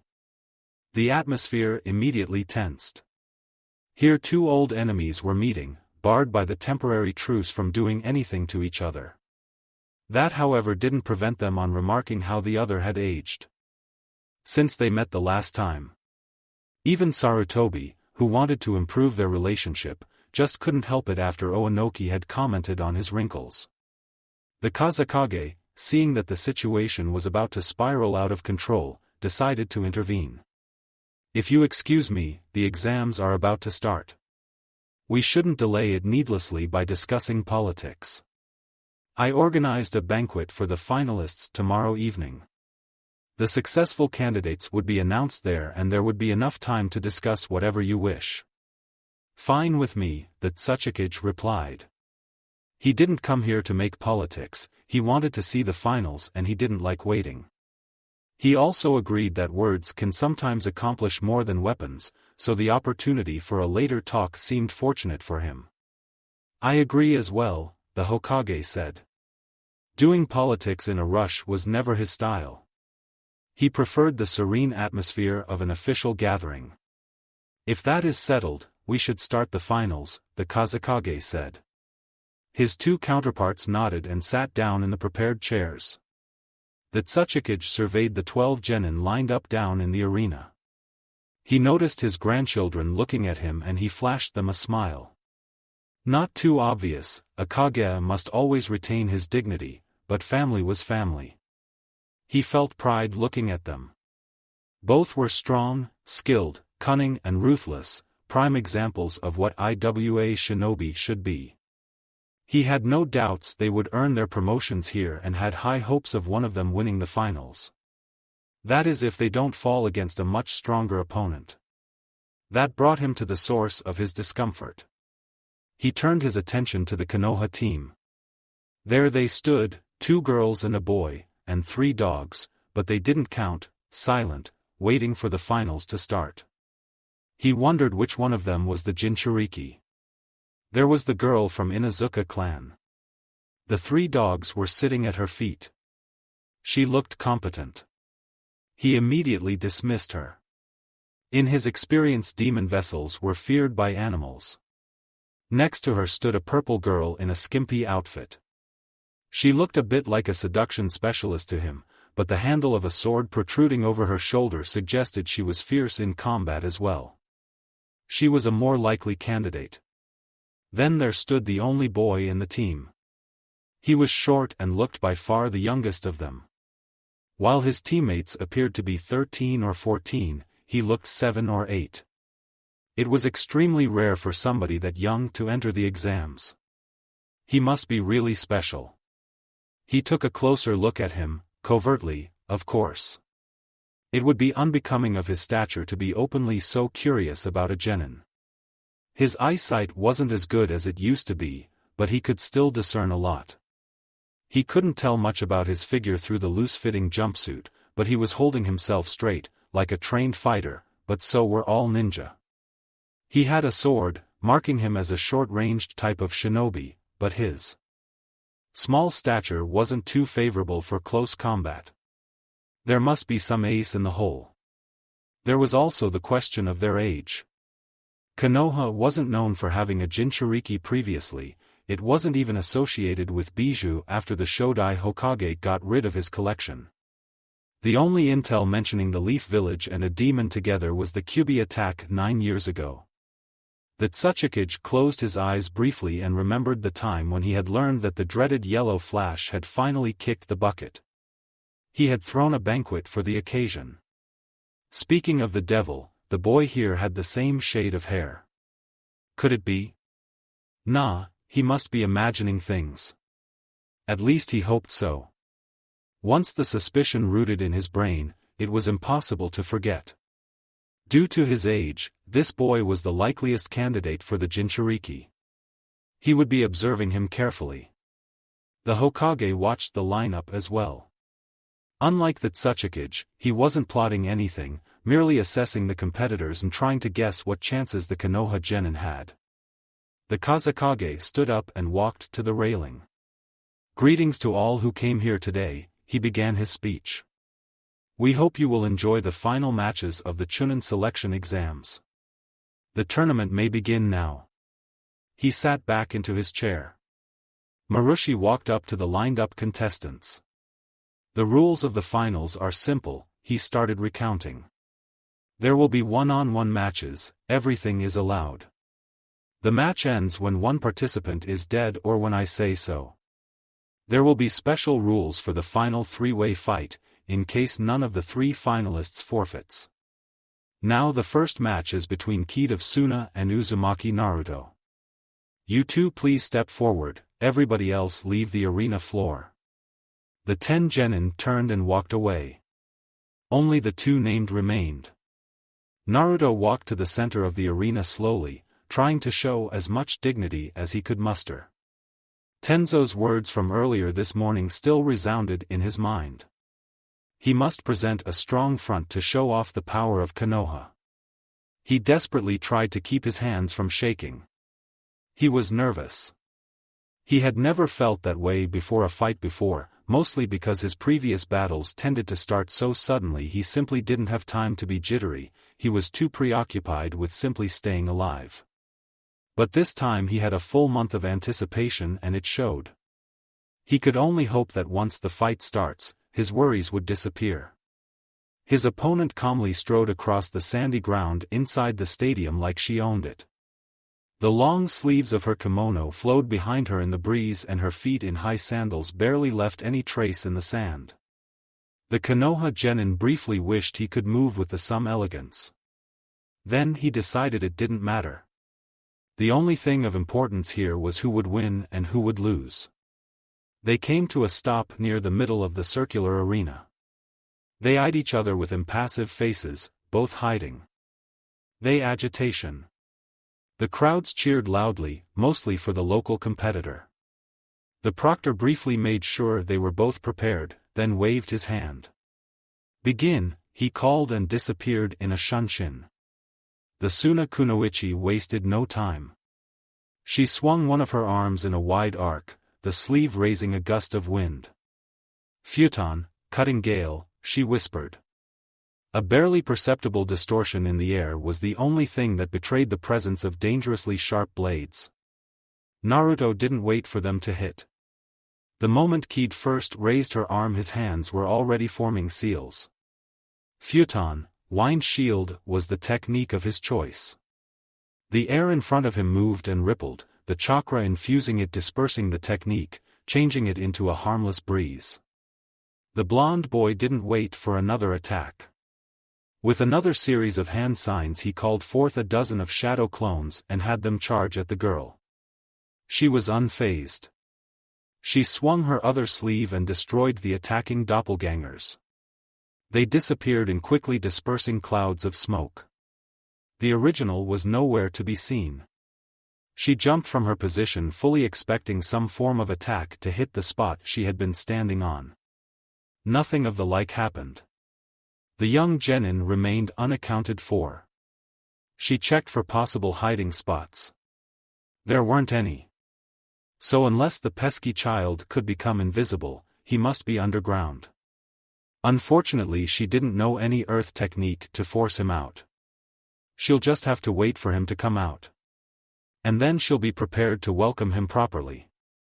Naruto meanwhile was considering his options. The fight barely started and he already discerned that the kunoichi had a move that was both a powerful offense and effective defense. And to boot it she could execute it within a moment. There was no telling what else she might have up her enormous sleeves. This called for caution, and most importantly more information. He crawled into position, released the transformation giving him the form of a lizard and started his plan. Kid heard a small rustle behind her. She jumped to the side, whirling in the air, and released another of her signature cutting gales in the direction her opponent suddenly emerged from. She saw him forming another batch of clones. She smirked. Didn't the kid learn anything? She'll just destroy them all. Almost as if the replicas could read her thoughts, they screamed. Her smirk widened, then disappeared. That was some kind of jutsu coming at her. Her right arm came up in a defensive gesture, with it a wind picked up, lifting the sand from the ground and creating a protective wall in front of her. The original Naruto spat out a fire jutsu and let it be fed from the winds. His training with fire elemental manipulation, though incomplete, was paying off. Blazing blue flames roared up in the middle of the arena. Before they could die down, a flicker of movement in the corner of his eye made him duck. A long kimono sleeve passed through the space his head had occupied just a fraction of a second before. How did she get behind me so fast, he wondered briefly. The Suna Kunoichi pressed her charge. Her taijutsu was good, she was fast and her sleeves were charged with wind chakra turning them into nearly unstoppable blades. He had to put some distance between them or he was screwed. Two of his clones attacked the girl from behind, making her to pause in her attack to dispose of them. It was all Naruto needed. He jumped back and unsheathed his sword. He sent his own wind chakra into the blade, making an extension appear. He could now double the length of the weapon this way. The other competitor was upon him again. He swung his ninjato, but she nimbly evaded. Then both her sleeves were closing in on him. A sealless Kawarimi with his last remaining clone got him out of the range of the danger, but he knew his respite would be brief. He needed a strategy and quick. But first he needed time to devise one. Another group of clones was sent to slaughter, but they provided enough cover for him to henge again and disappear from the girl's field of view. Unless she caught on his trick, he should have plenty of time to think in peace. He proceeded to rack his brain. The problem was he couldn't hit her, she was just too fast for him. He might try a firestorm encompassing the whole arena, but he wasn't trying to kill her, and he had to consider the spectators' safety as well. He'd have to slow her down somehow, or maybe lure her into a trap. The obvious pitfall of such tactics was that there was no way he could prepare something without her noticing. He mentally went through his list of techniques and equipment at hand, deciding what might stand a chance at hitting her. Keed was getting frustrated. That obnoxious child had vanished again. She couldn't fault him for hiding, but it was slowly but surely trying her patience. She wanted to flush him out and beat him senseless. Now if she could just figure out how he kept pulling his disappearing act. Then suddenly an attack came. She turned and swung her sleeve at the offender. He jumped out of range. She pursued. She noticed a group of clones running around the arena. She moved to destroy them, but the original jumped at her again and she was forced to dodge. She attacked with another swipe of her sleeve. Naruto responded with a slicing scream. She threw her arm in front of her face to prevent an injury, but her sleeve now sported several tears. The Konoha Shinobi slashed with his sword again. A step back took her out of the danger zone. She was already swinging her undamaged sleeve, chakra oozing from the special fabric. Her opponent couldn't dodge. He disappeared in a cloud of smoke. A clone? Impossible, she had put some scratches on him as soon as he first appeared. Kawarimi, then. But where is he now? The sound of blades sailing through the air snapped her out of her reverie. The clones that had been running around now stood around her in a circle, their arms still upraised after throwing their kunai. She noticed something on the handles of the throwing knives. Explosive tags? No, that wasn't it. Not that it mattered.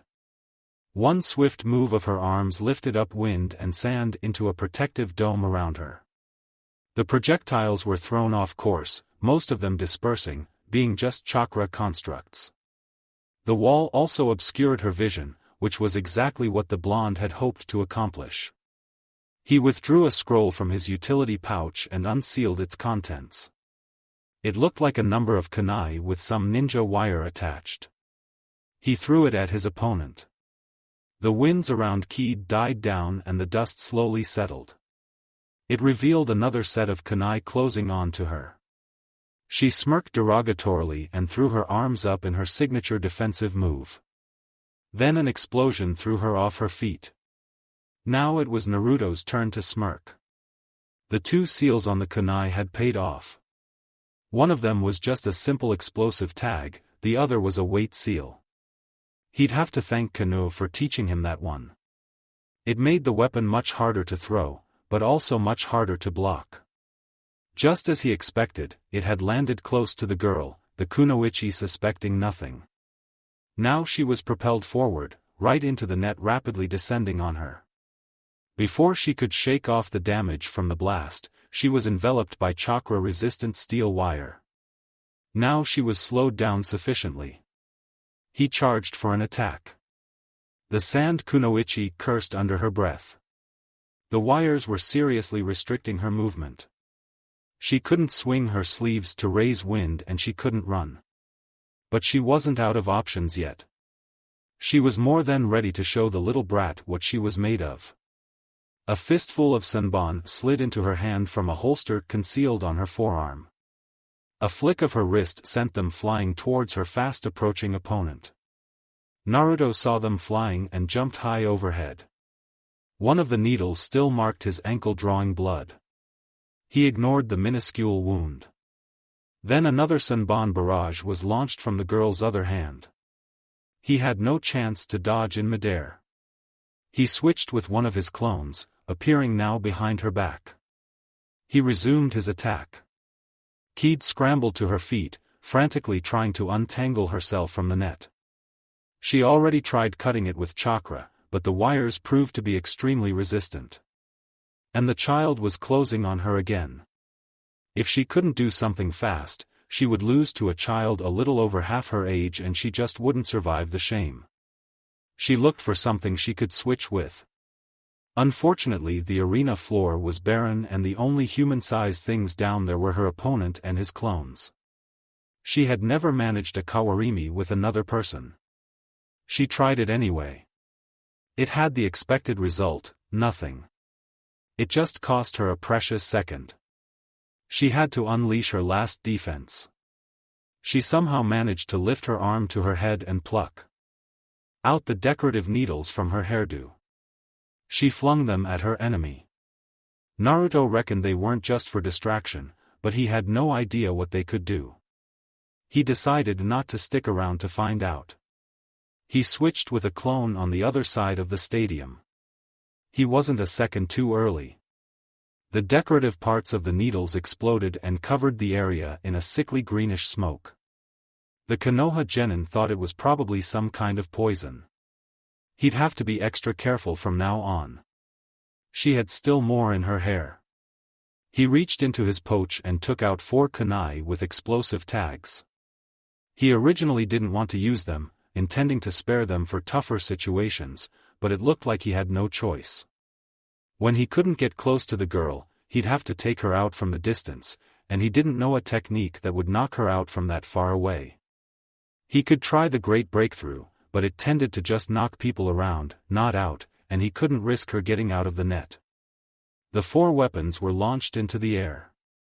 The kunoichi saw them and tried to knock them off course with her sanbon. The kunai had more inertia and continued only slightly off their intended trajectories. They landed close to the still-trapped girl. She desperately tried for another wind barrier, but managed only a gentle breeze. The notes on the kunai flared for a moment, then exploded. Kid braced herself for the impact and somehow managed to remain conscious after the blast, but she was badly burnt and shaken, lying on the ground disoriented, unable to get up. Her ears were ringing and there were bright spots dancing in front of her eyes. Naruto didn't waste a moment. He ran up to his downed opponent and placed his sword on her neck. "Do you yield?" he asked. She didn't answer. She couldn't even hear him. The proctor appeared in the arena again. Winner, Uzumaki Naruto. The Konoha genin sighed in relief. He did it. He won his first match in the Chunin exams. He bowed to the cheering crowds. He gathered his discarded weapons, especially the net, and watched the medics carry the defeated wind user to the hospital.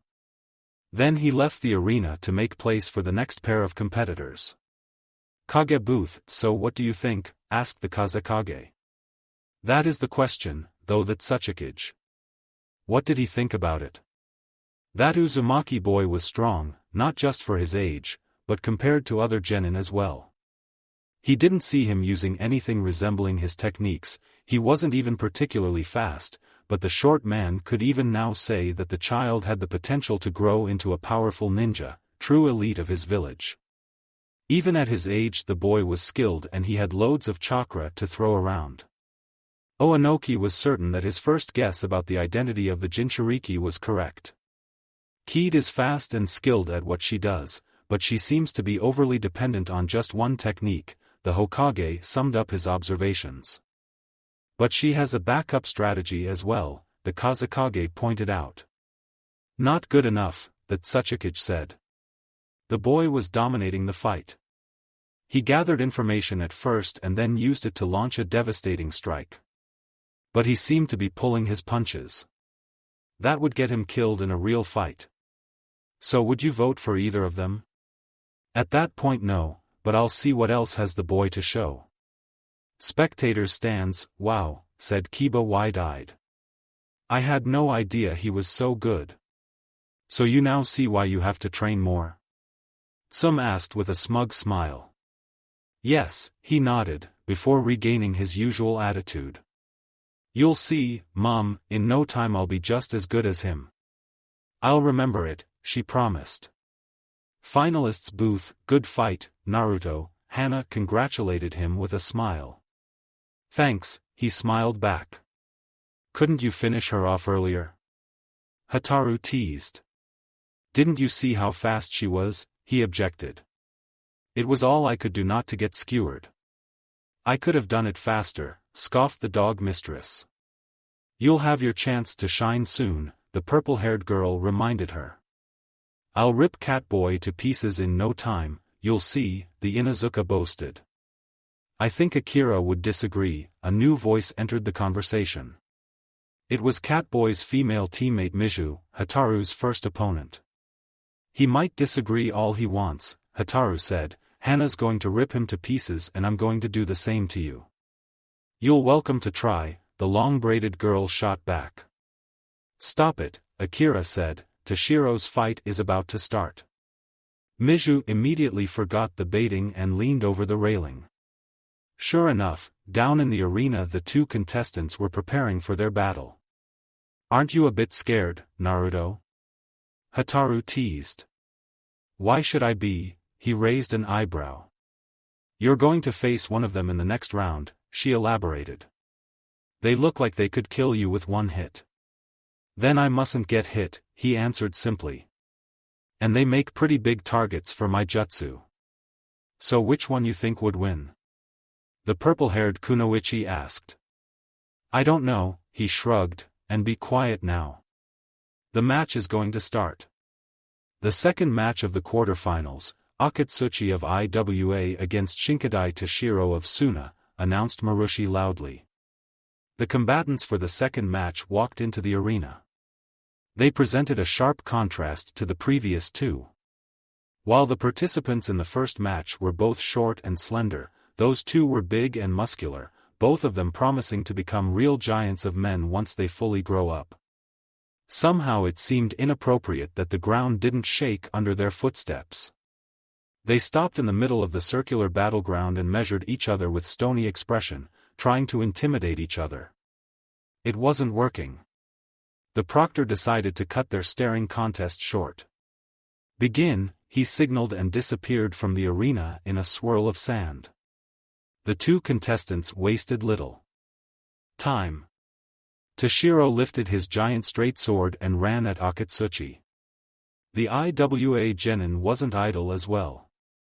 His fingers flew through a short sequence of hand seals and a wall of stone rose from the ground in front of the charging Shinkadai clan member.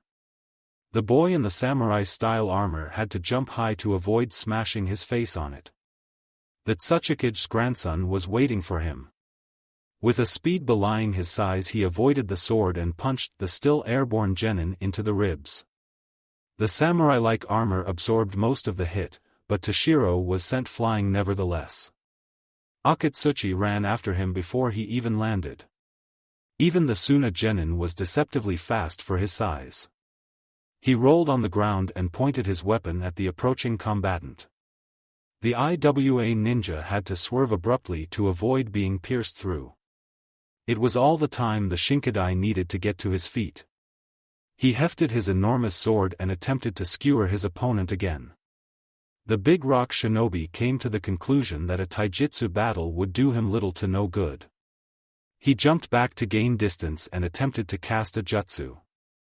His opponent was dead set on preventing him from finishing the hand seals. Akatsuchi managed despite having to dodge the giant blade in the process. The ground under Tashiro's feet shifted and he jumped up just in time to avoid being grabbed by stone hands that suddenly formed from the sand. The IWA genin threw a couple of kunai while he wasn't able to dodge. The Suna Chunin hopeful scoffed. His armor was strong and couldn't be penetrated so easily. Then he noticed the already burning tag on the handle. He threw his arms in front of his face. The blast inflicted little damage, but he was flung backwards. He rolled on the ground for a moment before he was halted by slamming into something hard. It was a rock pillar. He was certain it hadn't been there before. Alarm bells sounded in his head and he pushed himself upwards with all his might. He almost didn't make it.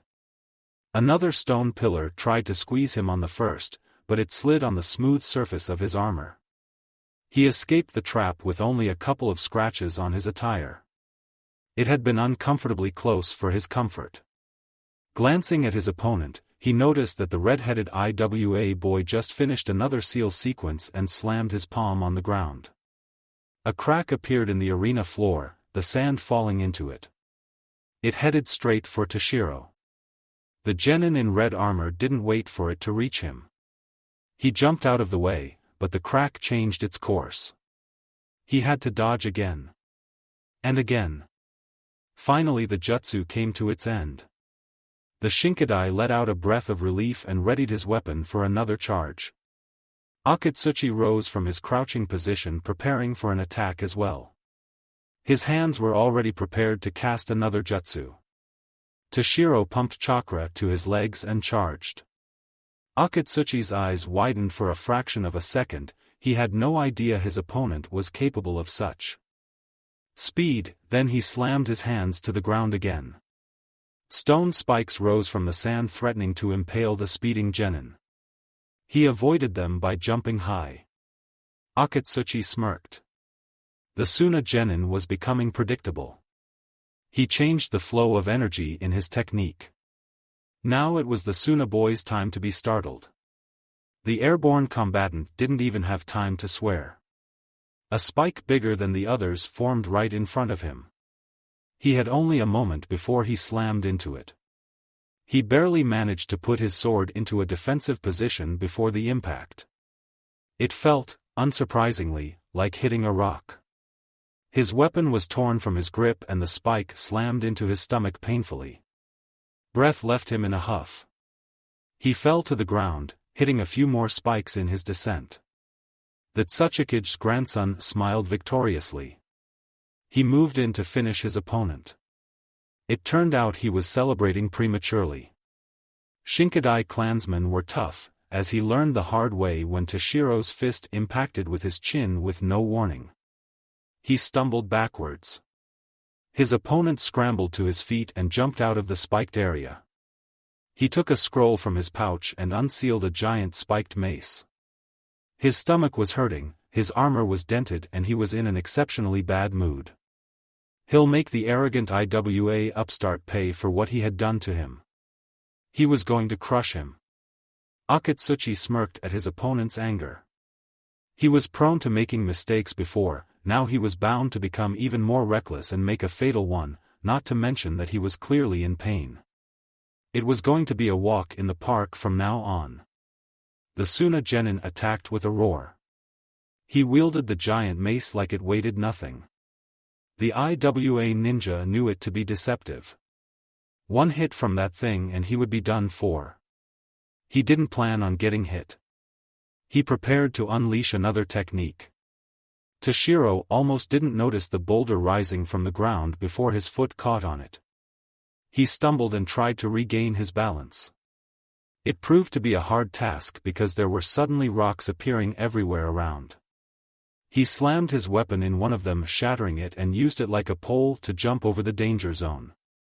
He tried to kick his adversary in the face, but the redhead from Iwagakure dodged without trouble. The Shinkadai landed on his feet and lifted his weapon for another blow. Akatsuchi didn't wait for him. He darted forward and with a burst of speed he hadn't exhibited before he appeared inside the other boy's guard. He punched his already injured stomach with all his might.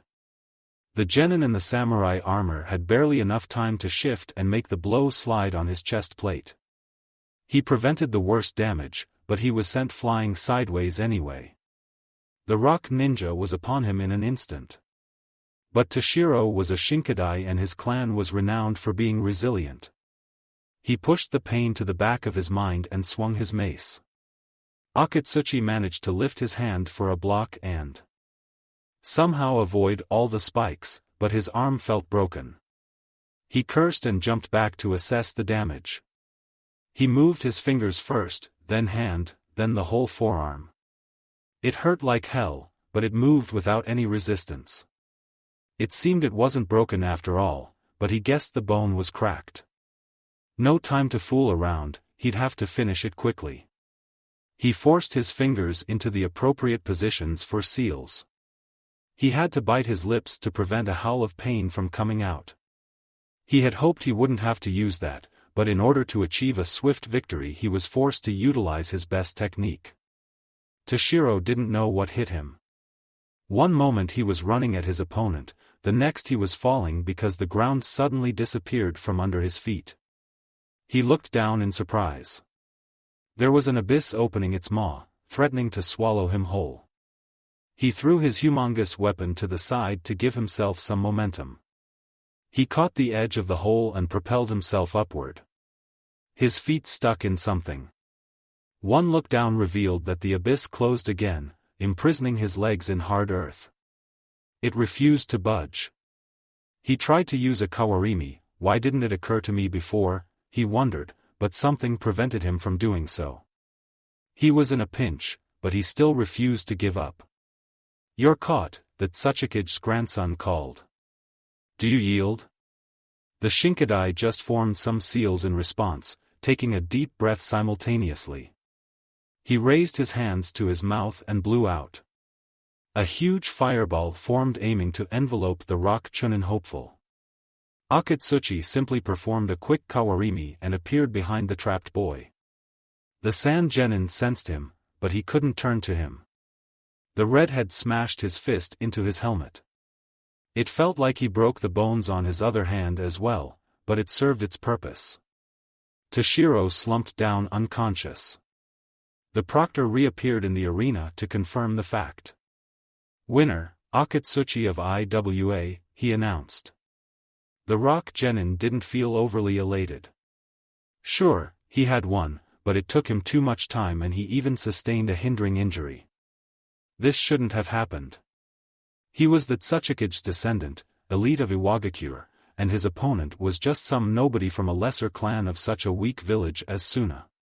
He should have crushed him within the first minute. He could already hear what his grandfather would have to say to it.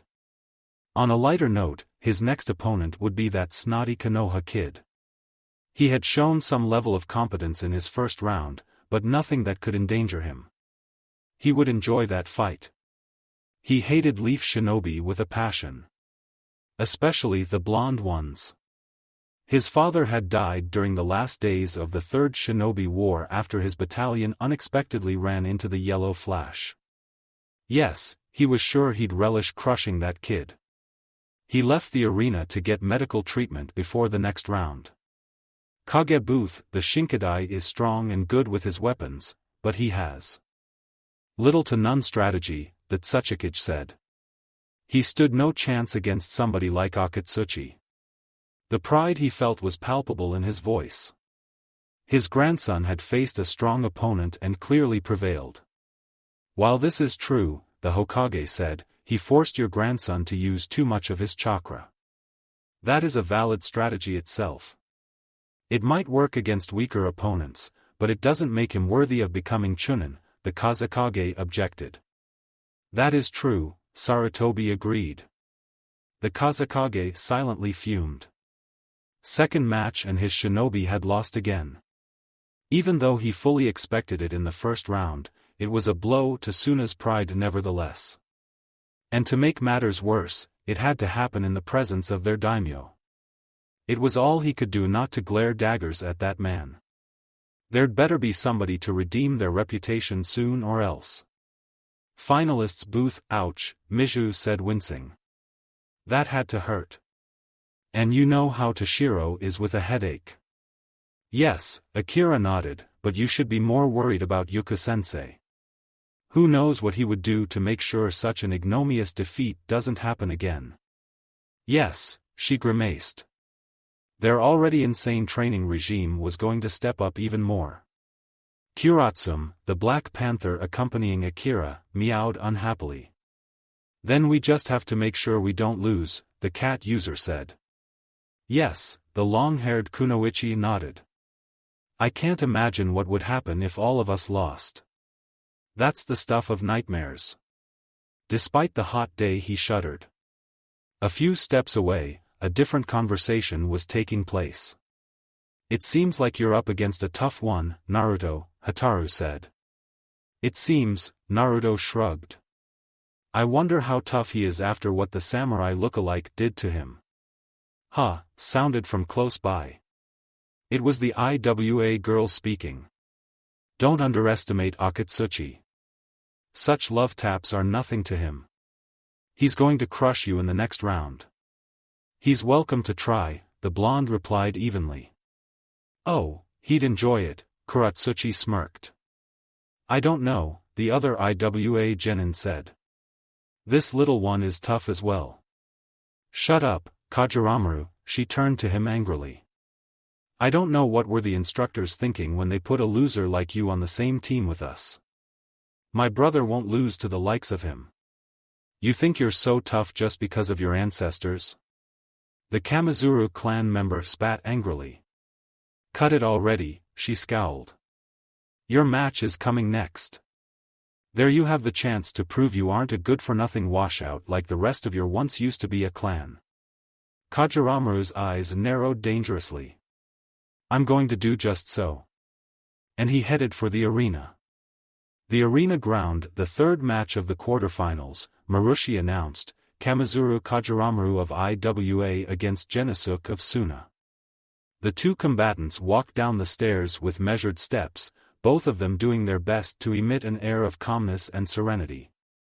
Yet their excitement could still be seen in the light in their eyes, in the twitches of their fingers, in the covert glances they shot at each other. They assumed their assigned places on the arena ground. None of them uttered a word. The proctor looked between them and then signaled for the match to begin. The Kamizuru clan member sent his bees into the air. The puppeteer attached chakra strings and launched the horse-like device for an attack. For a moment they just stood there, measuring up each other, waiting for the first move. Then Jisuk noticed something. Namely a lone bee nearing him from behind. He had to give it to his opponent, he was good. If he hadn't been specifically looking for a trick like this, he would have completely missed it. Fortunately for him, he got his hands on a scroll describing the Kamizuru clan techniques, and that one had been there. He pretended not to have detected it and sent his Hizanuma for a charge. Kajiramu jumped back to get out of range. The puppet user waited for the last possible moment, when the bee was almost upon him. Then he whirled around, his long robes raising enough wind to blow the dangerous insect aside. Then his eyes widened. There was another bee already sitting on his head covering, trying to get to his neck to sting him. He had no intention of finding out what its poison would do to him. He had heard rumors that the Kamizuru clan was using some nasty stuff. Almost as nasty as Suna puppeteers. He batted the bee aside. It tried to sting him, but it couldn't pierce the thick material of his gloves. He shivered at the close call. He'd have to be extremely careful on this one. He turned back to his opponent. The Iwa Genin had circled around the horse puppet and was now running at him, the battle bees surrounding him like a cloud. He couldn't have that. He commanded his Inuma to run back to him. The horse's mouth opened and a hail of sanbon was launched at the brown-haired boy's back. His swarm warned him and he swerved out of the way. Another barrage shot towards him while he was still in the air. They pierced him through, but the Kamizuru turned into a swarm of bees. Jisuk recognized it as another of their signature techniques. The bees were flying at him top speed. He moved his Inuma to move closer and opened one of many secret compartments on the puppet. A cloud of sickly gray-green smoke enveloped the puppet and the insects. Some of the bees emerged out of it, but they were slow and sluggish, struggling to keep their direction. The puppeteer smirked. Those particular stingers wouldn't be bothering anybody anymore. Now just to find where their master was hiding. Kajaru observed him from a hiding spot behind a boulder left from the second match. He as well entered the contest well informed about his possible opponent's abilities. He had read a lot about Suna puppeteers and their favorite strategies. One of them was hiding themselves and sending a puppet to pretend they were the real one. He had already spread out his servants all over the arena, looking for where the robed boy could have concealed himself.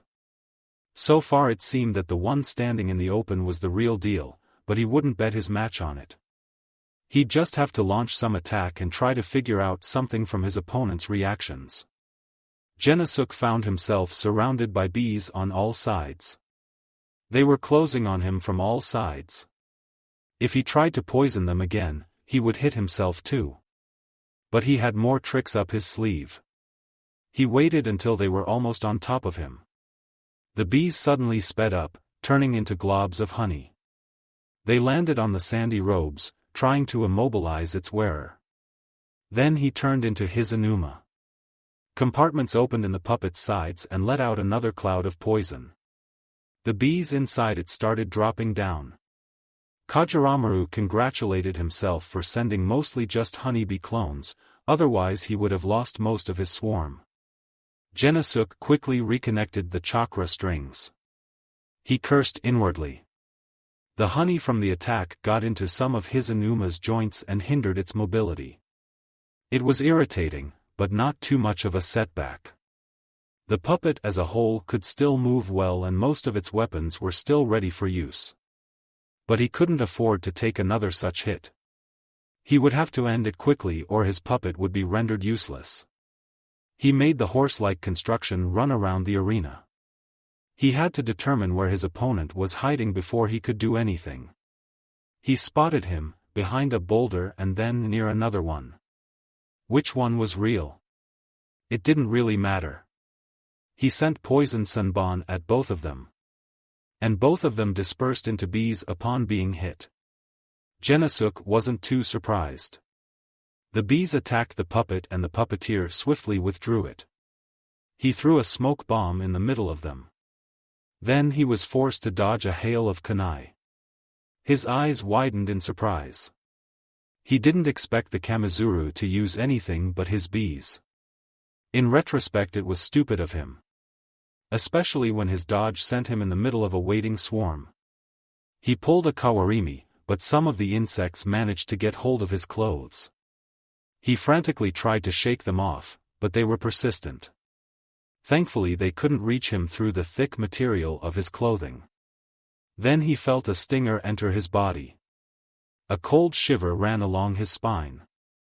What kind of venom was flowing through his bloodstream now? He prayed it was just a regular bee poison. He stiffened. Then he swayed on his feet. He called Hizunuma closer to protect himself. He leaned on the puppet for support, but sank to his knees nevertheless a short while later. He tried to get back up, but he lost his balance. He slumped to the ground, trembling slightly. The puppet collapsed next to him. Kajaru smirked. It seemed his plan, however simplistic, had worked. The Suna genin was lying in the dirt, presumably unconscious. He sent more bees to sting him. One could never be two. Sure, he could be faking. Well, after the bees finished their work, it wouldn't be faking anymore. He waited for 2 minutes, then left his hiding place and cautiously walked to his downed opponent. The puppeteer was motionless, his long robes obscuring his body. His bees assured him this was the real one, but puppeteers tended to be tricky. He aimed a handful of kunai and threw them. For a moment, he wondered why the proctor wasn't calling the match. Did he somehow know that the body lying in front of him wasn't real? He got his answer soon enough. The kunai impacted with a dull thud, indicating they struck only wood. Something closed around his ankles, a brief glance revealed it to be a pair of mechanical arms. Before he could think of Plan B, a small pouch exploded in his face. The knockout gas promptly sent him to the realm of dreams. Jisuk used a kawarimi to get out of his hiding place. It had been a close call, but he managed to exchange himself with a backup puppet when he had Hizunuma collapse. He bowed when the proctor declared him the winner. He left the arena without any more dawdling. If he wanted to remove all the honey before his next match, he had his work cut out for him. Kage booth, finally something resembling strategy, that Tsuchikage grumbled. He was disappointed that the IWA genin lost, but his performance allowed him to vote for his promotion. Indeed, the Kazekage nodded. Finally one of his had won, and in a spectacular battle to boot. Maybe this exam wouldn't be a disaster for Suna after all. Now if just more of his genin showed such potential. But in the end, the Kamizuru came out in the open when it wasn't confirmed his opponent was down. That is a fatal mistake, the Hokage pointed out. I'm certain he did everything to make sure the puppeteer wasn't able to fight anymore, the short Kage said. He just wasn't able to tell it wasn't so. In a real fight it doesn't matter, the Kazekage remarked. Too true, nodded the Hokage sagely. Finalists booth, way to go, Keed shouted. She shouldn't be even there, being defeated and all, but once the medics cleared her to leave the infirmary, she immediately returned to support her teammates. Good work, Daiki added. Jisuk waved them and continued dragging the puppet out of the arena. They both seem dangerous, Naruto mused. Aren't you worried about facing him next round, Hana? She should be more worried about facing me now, Akira said. The giant black feline meowed in agreement. The Haimaru siblings growled angrily.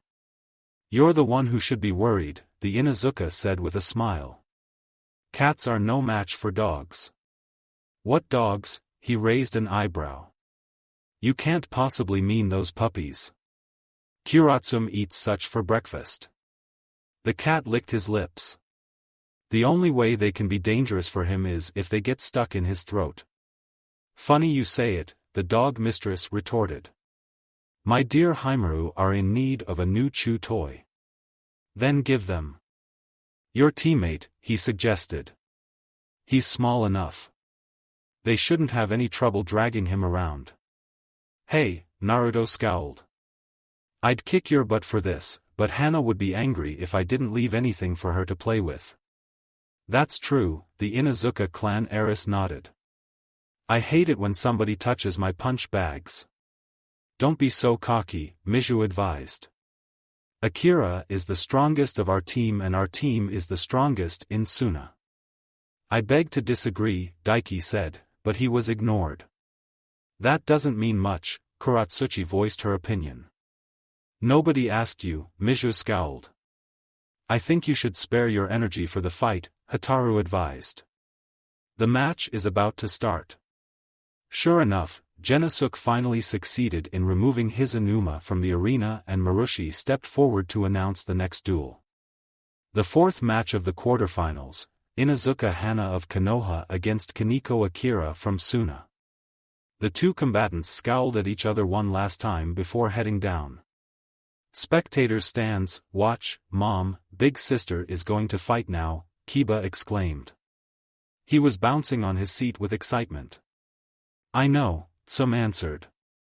She maintained a dignified exterior, as dignified as an Inuzuka could manage, but she was feeling the same as her son.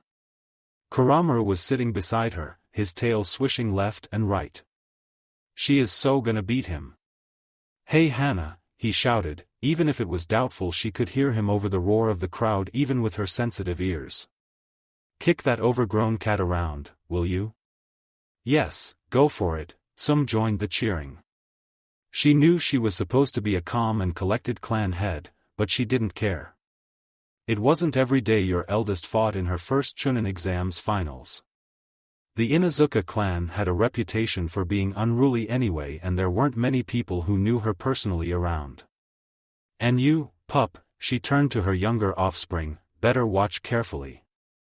Now you'll see what an Inuzuka is capable of. What you could be capable of if you just studied diligently, she couldn't help but add. Why do you have to bring it up now, he whined. Because you still don't listen, she replied. And quit your whining, they're about to start. Thank you for watching. I hope you enjoyed it. Make sure to like and subscribe, and don't forget to share this video with your friends. Guys, make sure to help the author by visiting the link in the description. This is Fox Sage, and I'm signing off.